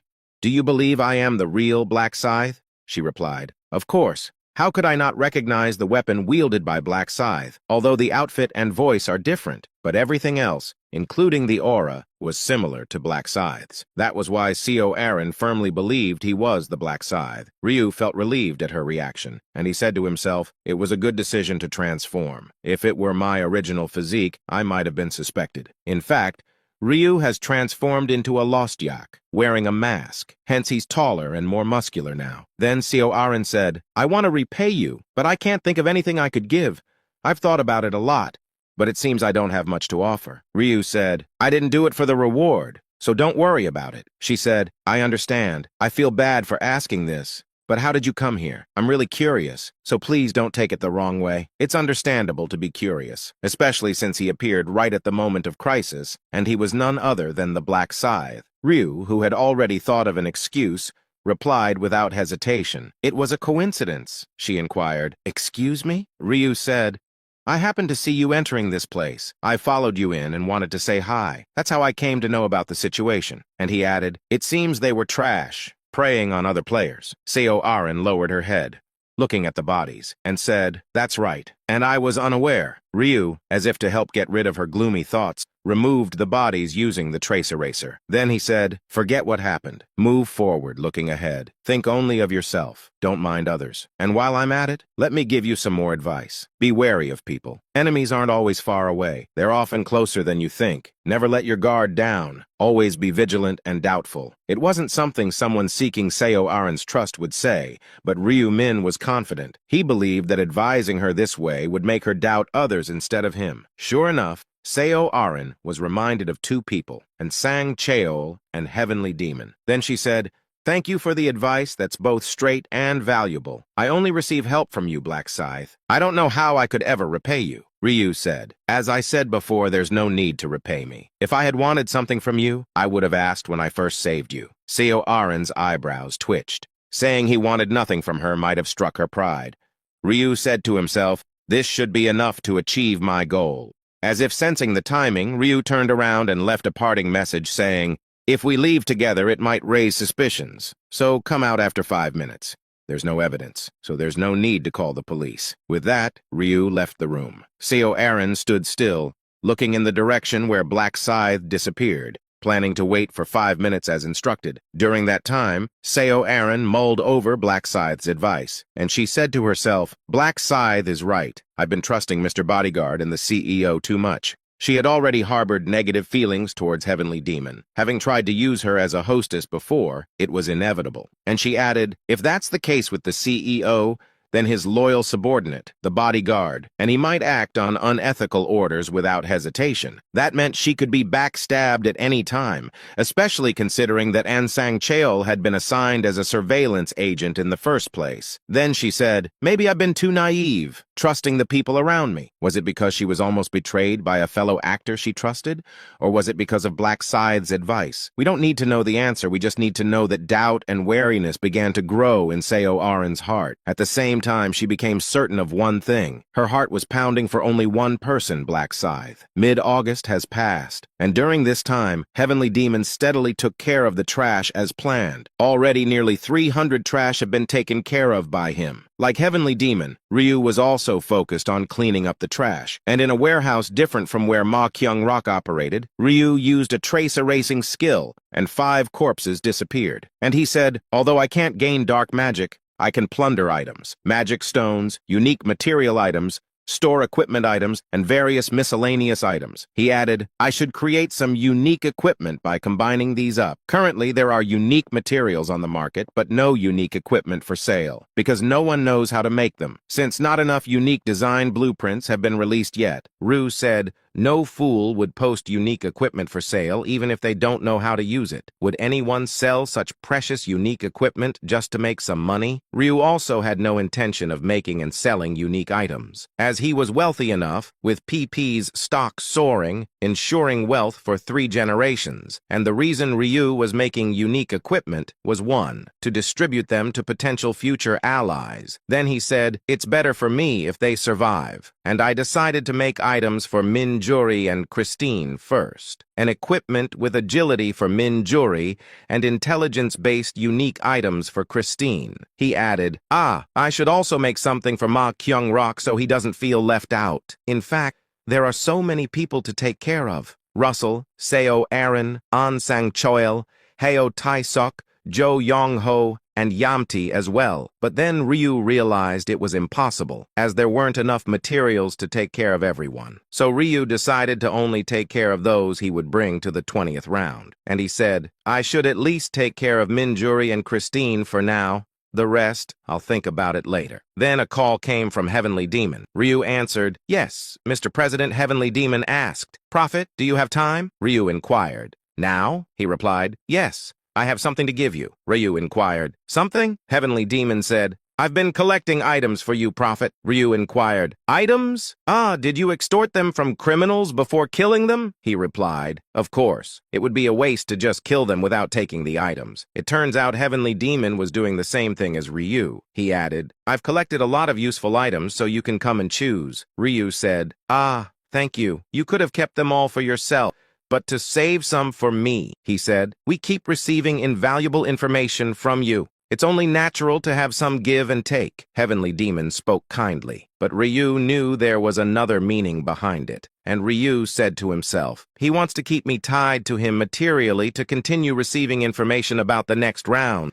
It's almost like a bribe. Anyway, it worked out as Ryu had been in need of materials to make unique items. And considering how many Heavenly Demon had killed, there should be enough materials. Then Ryu inquired, Where is it? I'll come right now. Heavenly Demon waited in a hotel room, sipping whiskey with the night view as his companion, and he glanced at the floor, covered with items extorted over the fortnight, and said, the Prophet would be surprised, wouldn't he? Or maybe he already knows through prophecy. He wasn't too surprised during the call, so it's likely he already knew. But does he also know I plan to give him all the items? Though Heavenly Demon said to come and choose, he planned to give everything if the Prophet wanted. That way, he could continue extracting information in the next rounds and beyond. Then Heavenly Demon smirked, unaware that he was actually the one being played by Ryu. After some time, someone knocked the door. Heavenly Demon inquired, Who is it? He replied, It's me, hearing Ryu's voice. Heavenly Demon hurriedly welcomed him. Welcome, Prophet, Ryu said. Calling me to a hotel room at night, people might misunderstand. Heavenly Demon laughed and said, what a joke. Please, this way. While he laughed, his lips twitched slightly, and he said to himself, he's grown a lot, hasn't he? And if it weren't for the prophecies, he would be a nobody. His combat ability seemed negligible. Even he himself admitted he couldn't win against me in a fight. But how does the Prophet fight anyway?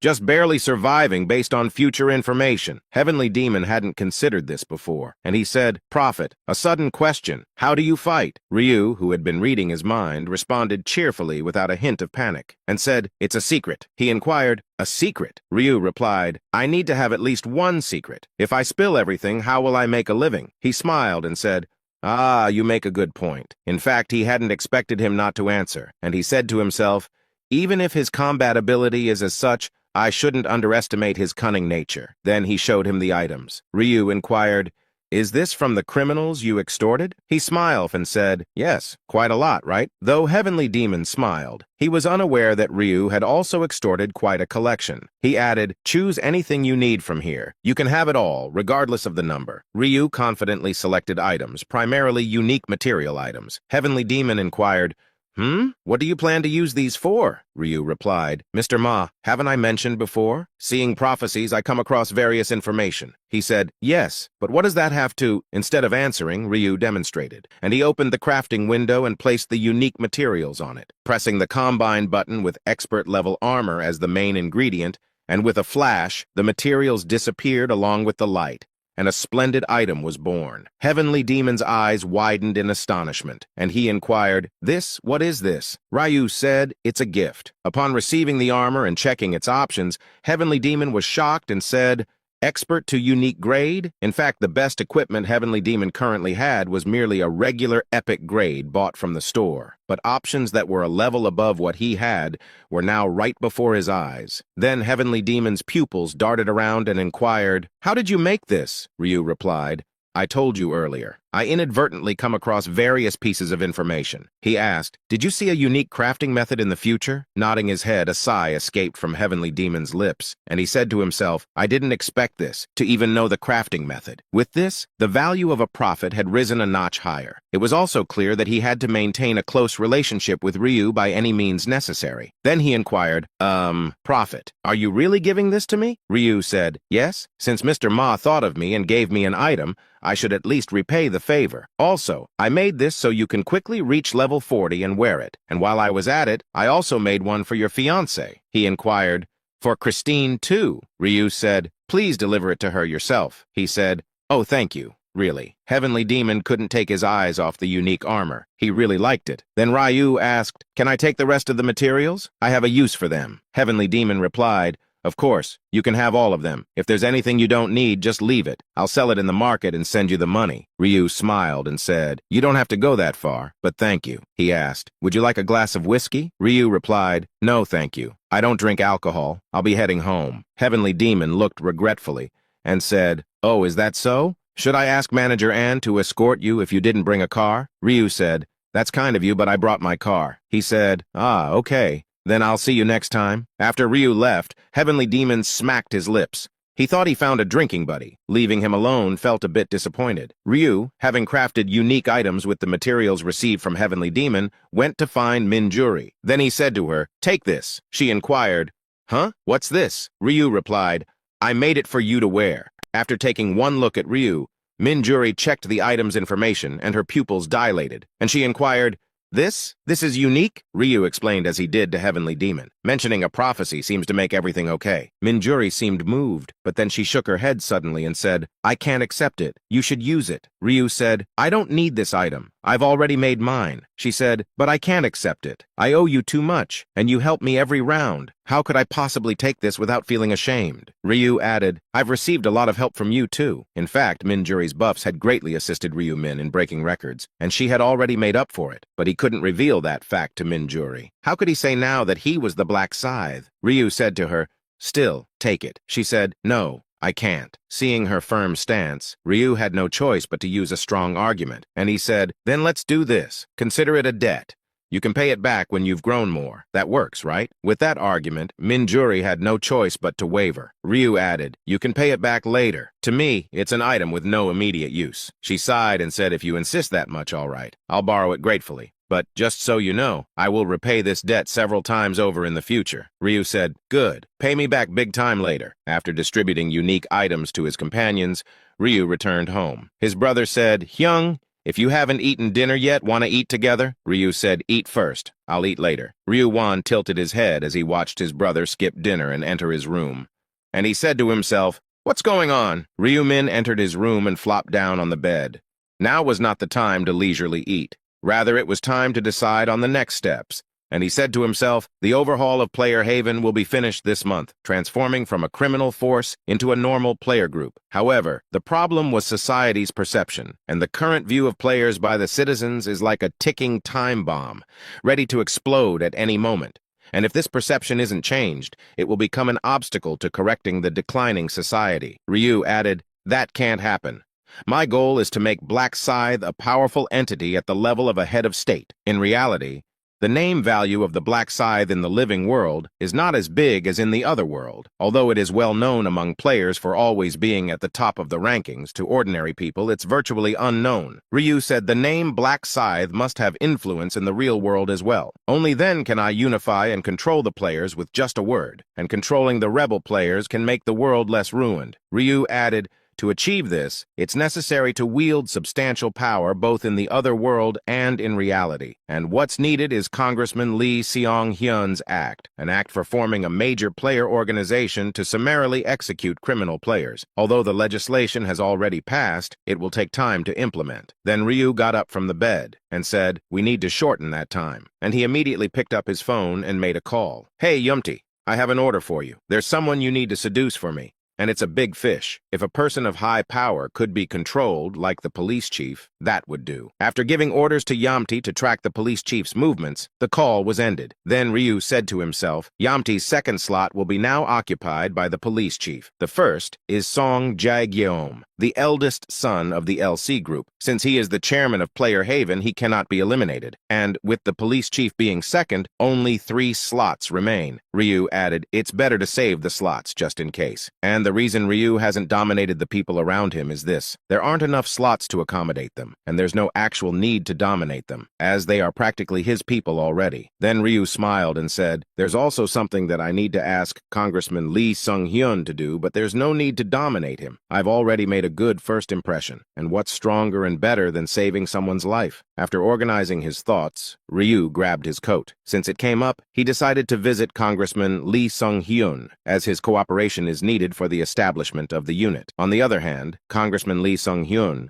who worked late at the National Assembly, got into his car. The bodyguard asked, where shall I take you, Congressman? He replied, home, please. The bodyguard nodded and started the car. Usually, after experiencing something as traumatic as kidnapping, one would develop trauma. Despite that, Lee Sung-hyun employed bodyguards just like before. Of course, it was a different company, but the fact that it was a player bodyguard remained the same. And when his acquaintances worriedly said, "You were betrayed by a bodyguard and you hired another? Aren't you scared to employ a player?" But every time, Lee Sung-hyun explained, not all players are bad. It's just the ones causing trouble now who are to blame. Those who know Lee Sung-hyun well would react with surprise, and they would inquire, "Is this really the Congressman Lee Sung-hyun I know?" After all, the one who saved him was the very player he despised. Black Scythe, was it? After some time, the bodyguard said, "We've arrived, Congressman." Lee Sung-hyun got out of the car and took the elevator with the bodyguard. Even until then,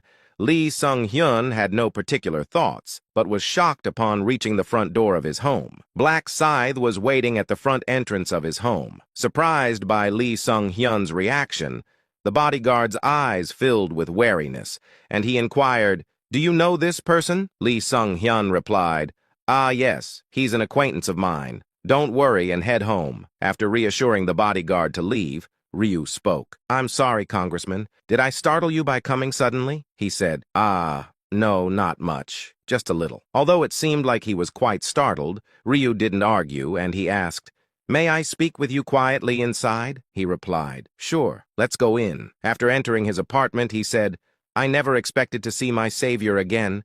You left as if we would never meet again." Ryu said, "I have a favor to ask of you, Congressman." Surprised, Lee Sung-hyun smiled and said, "Ah, this might be an opportunity to repay my savior." "Tell me, what is it?" Ryu said. "I'll get straight to the point. The police are planning to establish a counter-player unit, right?" He said. "Yes," Ryu said. "Recommend me as the commander of that unit." Lee Sung-hyun was taken aback and inquired, "What? Recommend me as the commander?" He thought the request would be something simple like asking for money, but this was unexpected, and that made him curious. Then he asked, "Why? Why do you want to be the commander? Is it for power?" It was a direct, unfiltered question from Lee Sung-hyun, a sort of test, and he said to himself, if he has ulterior motives, he'll show signs of nervousness here. However, the man known as Black Scythe didn't even flinch. Seeing that, Lee Sung-hyun said to himself, so he's driven by belief, not personal greed. While he pondered this, Ryu spoke,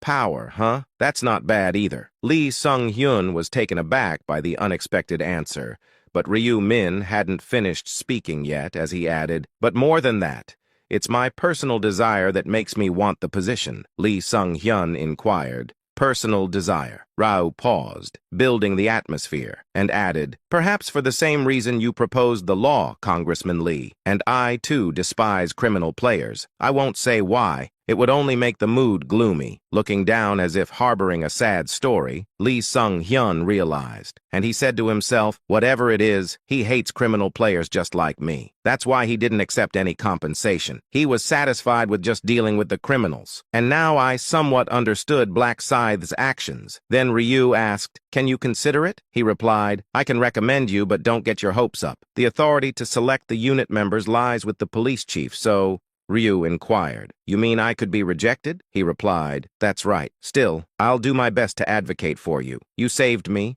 and you're a famous figure among players, so you're more than qualified to be the commander. But there's no guarantee. If the police chief insists on forming the unit with only police officers, ignoring the player's skill, I can't do much," Ryu said. "That's enough for me. If you officially recommended me, and the police chief accepts the recommendation and appoints me as the commander, that would be enough for me." Lee Sung-hyun inquired, "But what if the police chief rejects you?" Ryu replied. "Then it can't be helped. But please make sure to recommend me," he said. "All right, I'll do what I can." Ryu seemed to have finished his business and stood up. Lee Sung-hyun said, "Leaving already? At least have a cup of tea." Ryu said, "No, it's not right to stay long in someone else's home. I'll see you again." As Ryu turned to leave, he seemed to remember something and turned back and said, "Just one thing, please. Is the police chief a man or a woman? In fact, among the highest ranks in the police force is the National Police Agency Commissioner. There are only two in South Korea, the police chief and the Coast Guard chief. One of them, Police Chief Lee Cheong-ryong, threw documents on his desk with a sigh and said, 'Damn Congressman.' drafting such pointless laws to annoy other people. What he threw was the law proposed by Lee Sung-hyun for the establishment of a counter-player unit. This law, which involves drafting police players under the age of 29, had already received approval from the president and himself, the police chief. But Lee Cheong-ryong's true feelings were filled with negative opinions. And he said, "A law for immediate execution in 21st century South Korea? Does that make any sense? And who in their right mind would propose such a law? Ignoring judicial procedures and killing people is murder, right? But that's not the only absurd part." And he added, gathering police players under 29 to form a counter-player unit. Most under 29 are junior officers. How do they plan to catch player criminals that even veteran detectives struggle with these greenhorns? It's likely to be a laughingstock among the senior detective ranks. And this is a total disaster, a complete waste of time. Then he inquired, and who would they pick as the commander of such a unit? They're all rookies with no experience in catching a single criminal. As he sighed, he heard a voice saying, "Choose me." The voice out of thin air startled Lee Cheong-ryong, and he shouted, "Ah, fuck, what the?" Turning his head, where there was just a wall, a person appeared. He said, "A player!" Lee Cheong-ryong reached for his security gun, but was thwarted when the man swiftly approached and disarmed him. And Ryu said, "Come on, don't overreact. It's not a death sentence to sneak into the police chief's office, right?" He said, "You, what kind of monster? How dare you come here?" Ryu smiled and said, "Monster? That's harsh for a law-abiding citizen." Then he shouted, "What are you? What do you want?" Ryu said, "Shouting for help won't do you any good. I've already taken care of everything outside." At that moment, the door to the police chief's office opened and a woman entered. Ryu inquired, "Yamti, is everything taken care of?" She replied, "Yes, everything that happened here has been dealt with as if it never happened." Lee Cheong-ryong inquired, "What are you planning to do?" "Don't tell me," Ryu said. "Ah, Chief, you're thinking of torture, but do you really think we'd do something so inhumane?" he inquired. "Then what?" Ryu said. "Just a few orders that need to be carried out." Yamti. As Yamti stepped forward, the police chief's pupils swirled with pink. Looking into her eyes was the end of it. Then Ryu said, "Yamti, convey my words exactly to the police chief." She said, "Understood, master." Ryu grinned and said, "Make sure the counterplayer unit is established and operational as soon as possible, and appoint Black Scythe as the commander of the counterplayer unit." Time flew by, and it was midnight on September 1st, and the players no longer panicked, even when a mad angel flashed with light from the sky. The players, who had endured for 8 long months, simply looked up at the angel with calm faces. The angel smiled and said, "Welcome, humans. Seeing you like this every time, I feel like we're getting attached. Don't you feel the same?" When the players remained silent, the beautiful brows of Angel Ariel contorted without mercy and said, "What's with this cold reception? Do you think you can look down on an angel just because you've leveled up a bit? Aren't you glad to see me?" Forced smiles appeared on the players' faces, and they said, "Right, we're glad, really glad." While they were saying to themselves, "Fuck you, you abusive bitch," anyone not a fool could tell it was merely polite lip service, but the angel seemed satisfied with that alone, and smiled broadly, and said, "Good. I'm also glad to meet you humans, but sadly, this round will be the last time you'll see me. This round will involve a merge of regions," one player inquired. "A merge of regions? Again?" another said. "It feels like we do this quite often lately," Ryu said to himself. "This will be the last region merge in Korea. From round 11 it will be merged with other countries." As if to confirm Ryu's words, the angel explained, "Don't complain about doing it often. This is the last region merge to be held within the country of Korea." One inquired, "The last one?" The angel added, "Due to the low number of people, we have to merge all 7 remaining regions in Korea." One inquired, "Merging all the remaining regions? So there will only be one region?" Angel replied, "That's right. Everyone will be unified into a single region. It's an opportunity for all the scattered Korean players to meet in one place." The angel spoke as if reuniting a dispersed family, and the angel added, "Then we'll proceed with the merge immediately." After that, the scattered Korean players gathered together. Their number was roughly 6,000. Looking at the new faces, the players thought, "Are all of us here the only remaining players in Korea? Does that mean we have to compete with each other again?" what happens if the number decreases further? Their thoughts toward each other varied. Some showed a competitive spirit, while others lamented the reduction of comrades. Then the angel said, "Finally, all Korean players have gathered in one place. The exact number is 6008. The merged region's new code is C3ESKA001. One inquired, 6,000 people? That's all that's left of the players in our country?" The angel added. "Now that the district has been merged, we'll have to hold a selection for the region representatives as usual. We, the angels, will discuss this and come back, so in the meantime, greet each other or gather with friends to unwind." After the angel disappeared, the 6,000 players, as if they had been waiting, began to voice their complaints. One player said, "In a situation where we have to compete, are we supposed to just greet each other?" Another said, "What? Gather with friends to unwind? Do they think this is some kind of meeting plaza?" Seriously, even though the district was merged, there were no familiar faces to be seen, as friends or acquaintances had mostly been eliminated in the early rounds and turned to dust. However, not everyone was like that, and the first person to approach Ryu was Yamti, and she said, "Rai, no, Lord Black Scythe." Having been tipped off about the district merger, Ryu had instructed Yamti to come to him immediately after the merger, and he said to himself, "I knew I'd meet Yamti someday, so I couldn't pretend not to know her. Besides, Yamti is needed for the quests ahead, and to make use of Yamti,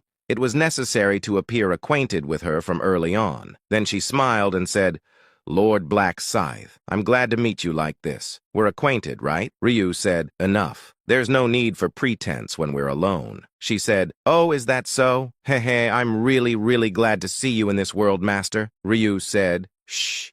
Keep your voice down when speaking, just in case. Check for assassins using invisibility within a 30-meter radius." She said, "Oh, I'm sorry." After saying that, Yamti immediately surveyed the surroundings and then whispered to Ryu, saying, "How was my acting at first? Good enough, right?" Ryu replied, You seemed a bit over the top. It would be better to tone down the emotions a bit." She smiled and said, "Thank you for the advice, Master." Ryu said coldly, "Anyway, don't get too close. What if someone sees you?" Yamti, feeling inwardly disappointed, backed away and said, "Ah, yes, I understand." At that moment, someone entered within a 30-meter radius. Sensing the presence of two people at once, they both turned their heads. It was Min Juri. She had naturally come looking for Black Scythe as always, but was surprised. Suddenly, she saw him being cozy with a woman she hadn't seen before. Then she asked, "Who are you?" Yamti replied, "Hello, I'm Yamti," she said. "I didn't ask for your nickname, but what's your relationship with Black Scythe Nim?" Yamti's expression momentarily turned sullen at the prickly tone. Then,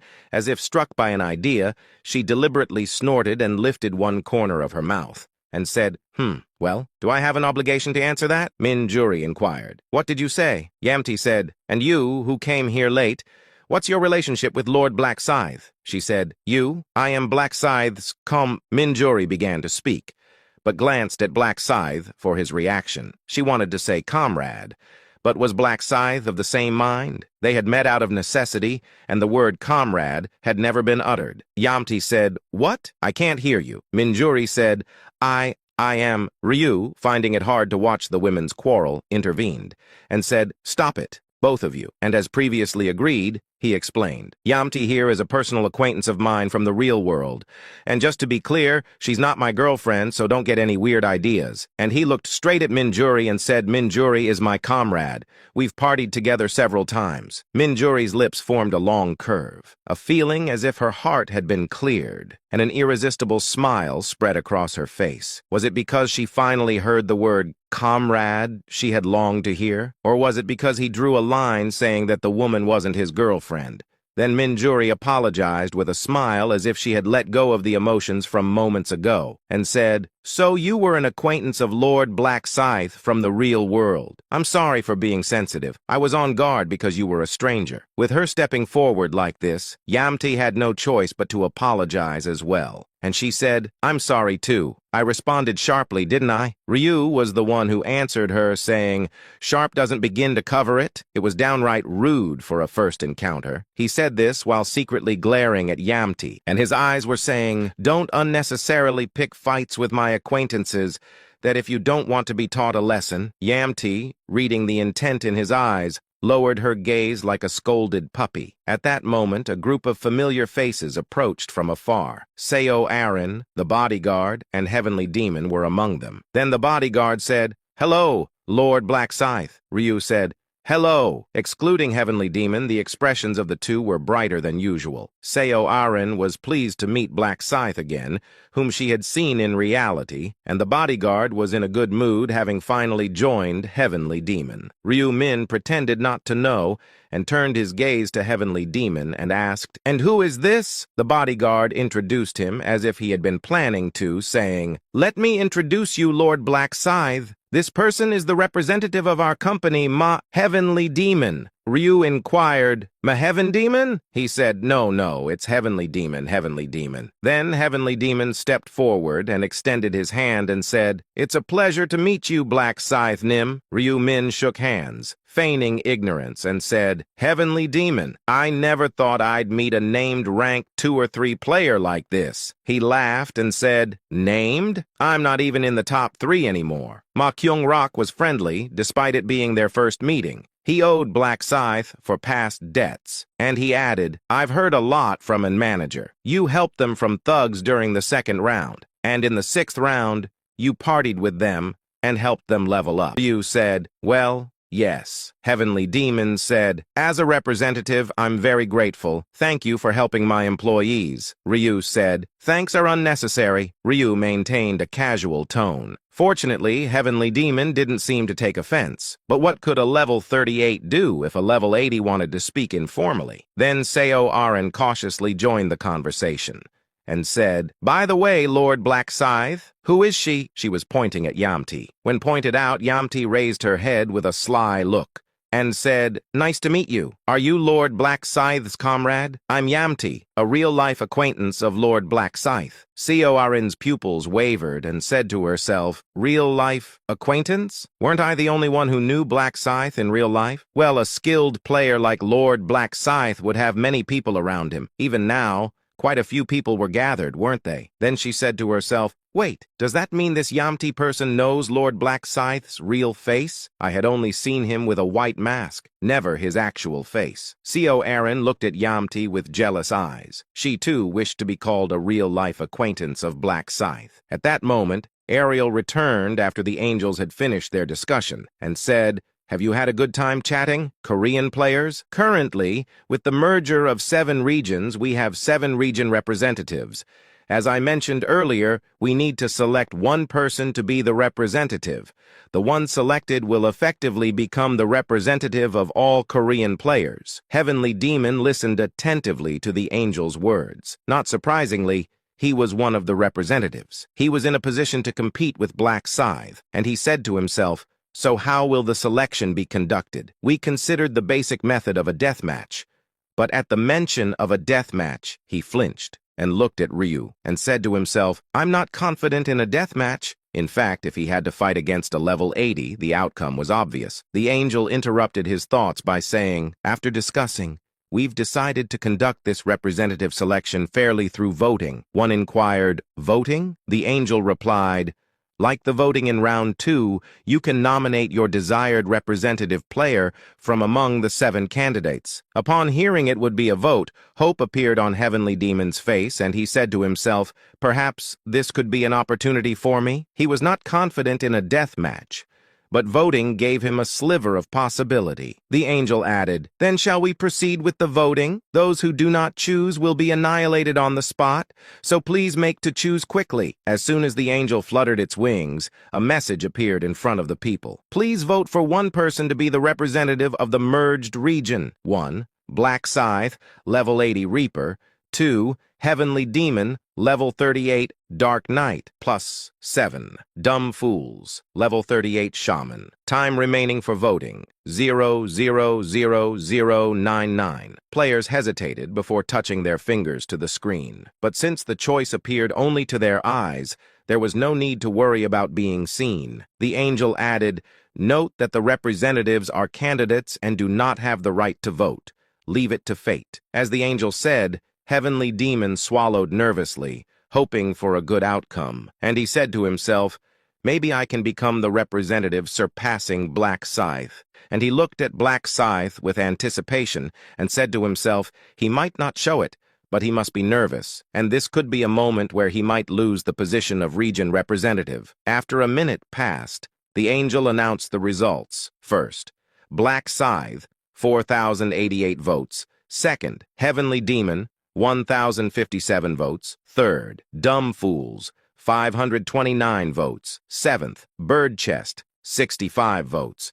After a minute passed, the angel announced the results. Heavenly Demon was disappointed with the outcome, and he said to himself, "Ah, I was a fool to have hoped. After all, in terms of recognition, I cannot match Black Scythe." Contrary to his expectations, Black Scythe came in first with an overwhelming number of votes. He had thought there might be a chance for himself, but it turned out to be a vain hope. And although he had ranked second and third in previous areas, thus considering himself among the named ranks, the gap to the first place was bigger than he had anticipated, and the current voting results were proof of that. In fact, the recognition and popularity of Black Scythe among the players were almost quantifiable. Then he looked enviously at Black Scythe. Despite becoming the sole representative of South Korea, Black Scythe showed no particular change in expression, as if he had known this would happen. Seeing that, Heavenly Demon said to himself, "Hey, could it be? No, he's not a prophet. But why is he so calm? Was he just feigning indifference to hide his flustered feelings? Or maybe he really had predicted it. But Ryu wasn't guessing. He truly knew the future, hence his calm demeanor. As from the 21st to the 99th rounds, winning the vote 79 times. Then Ryu said to himself, "As expected, I'm first. The number of votes is a bit different, but the votes had increased from the previous round. Perhaps because he had formed connections with comrades like Ju Yong-ho,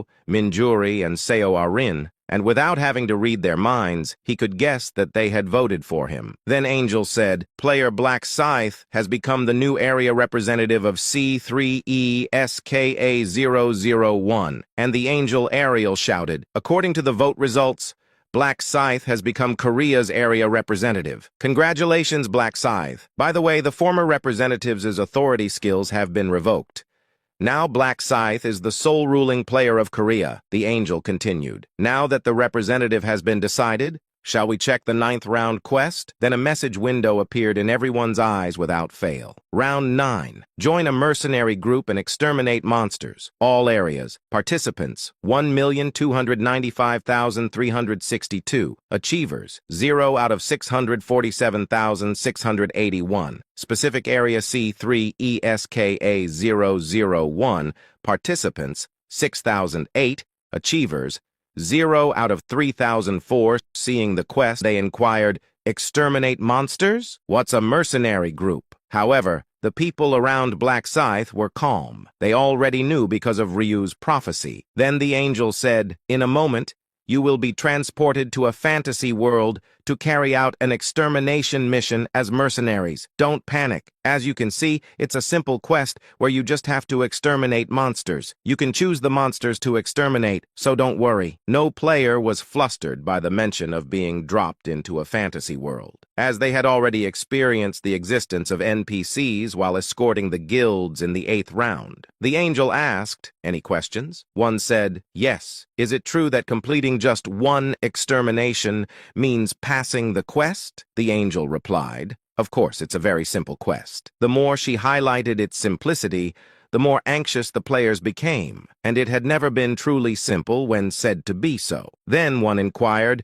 "Is the extermination a party quest?" The angel replied, "You'll act together, but it's not a party. Each person must find and kill monsters on their own to claim their share, so you better work hard for the experience points." Another inquired, "Main quest is written here, so are there sub-quests too?" The angel smiled and said, "That's a secret." "Of course there are. What kind of question is that?" And everyone scolded the questioner with the same thought. As if a main quest is listed, there are always sub-quests.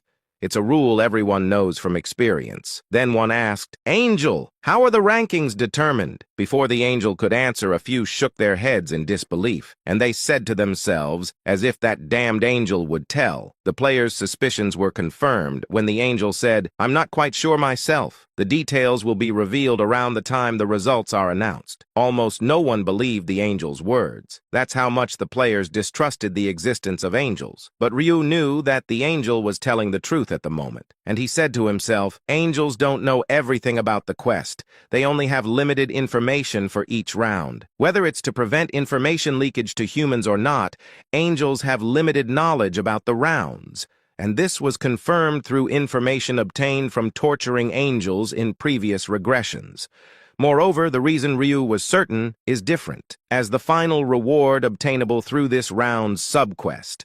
Just looking at the content, it's clear the angels don't know about the quest, Ryu added. The final reward hidden in this round was detrimental to the angels. And if the angels knew about the reward, it would cause an uproar. That's also why Ryu didn't prophesize about the subquest, and the reward, which only one person can claim, must be his alone. Then the angel said, "Let's stop the questions here and start the quest, shall we?" As soon as Ariel finished speaking, a selection window appeared before the players. Please touch the monster you wish to exterminate. 1. Lizard Man.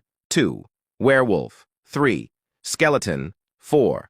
Troll. 5. Minotaur. If you do not choose, you will be automatically assigned randomly. Remaining time, 0:00:00:99. One player inquired, which one should I choose? This is obviously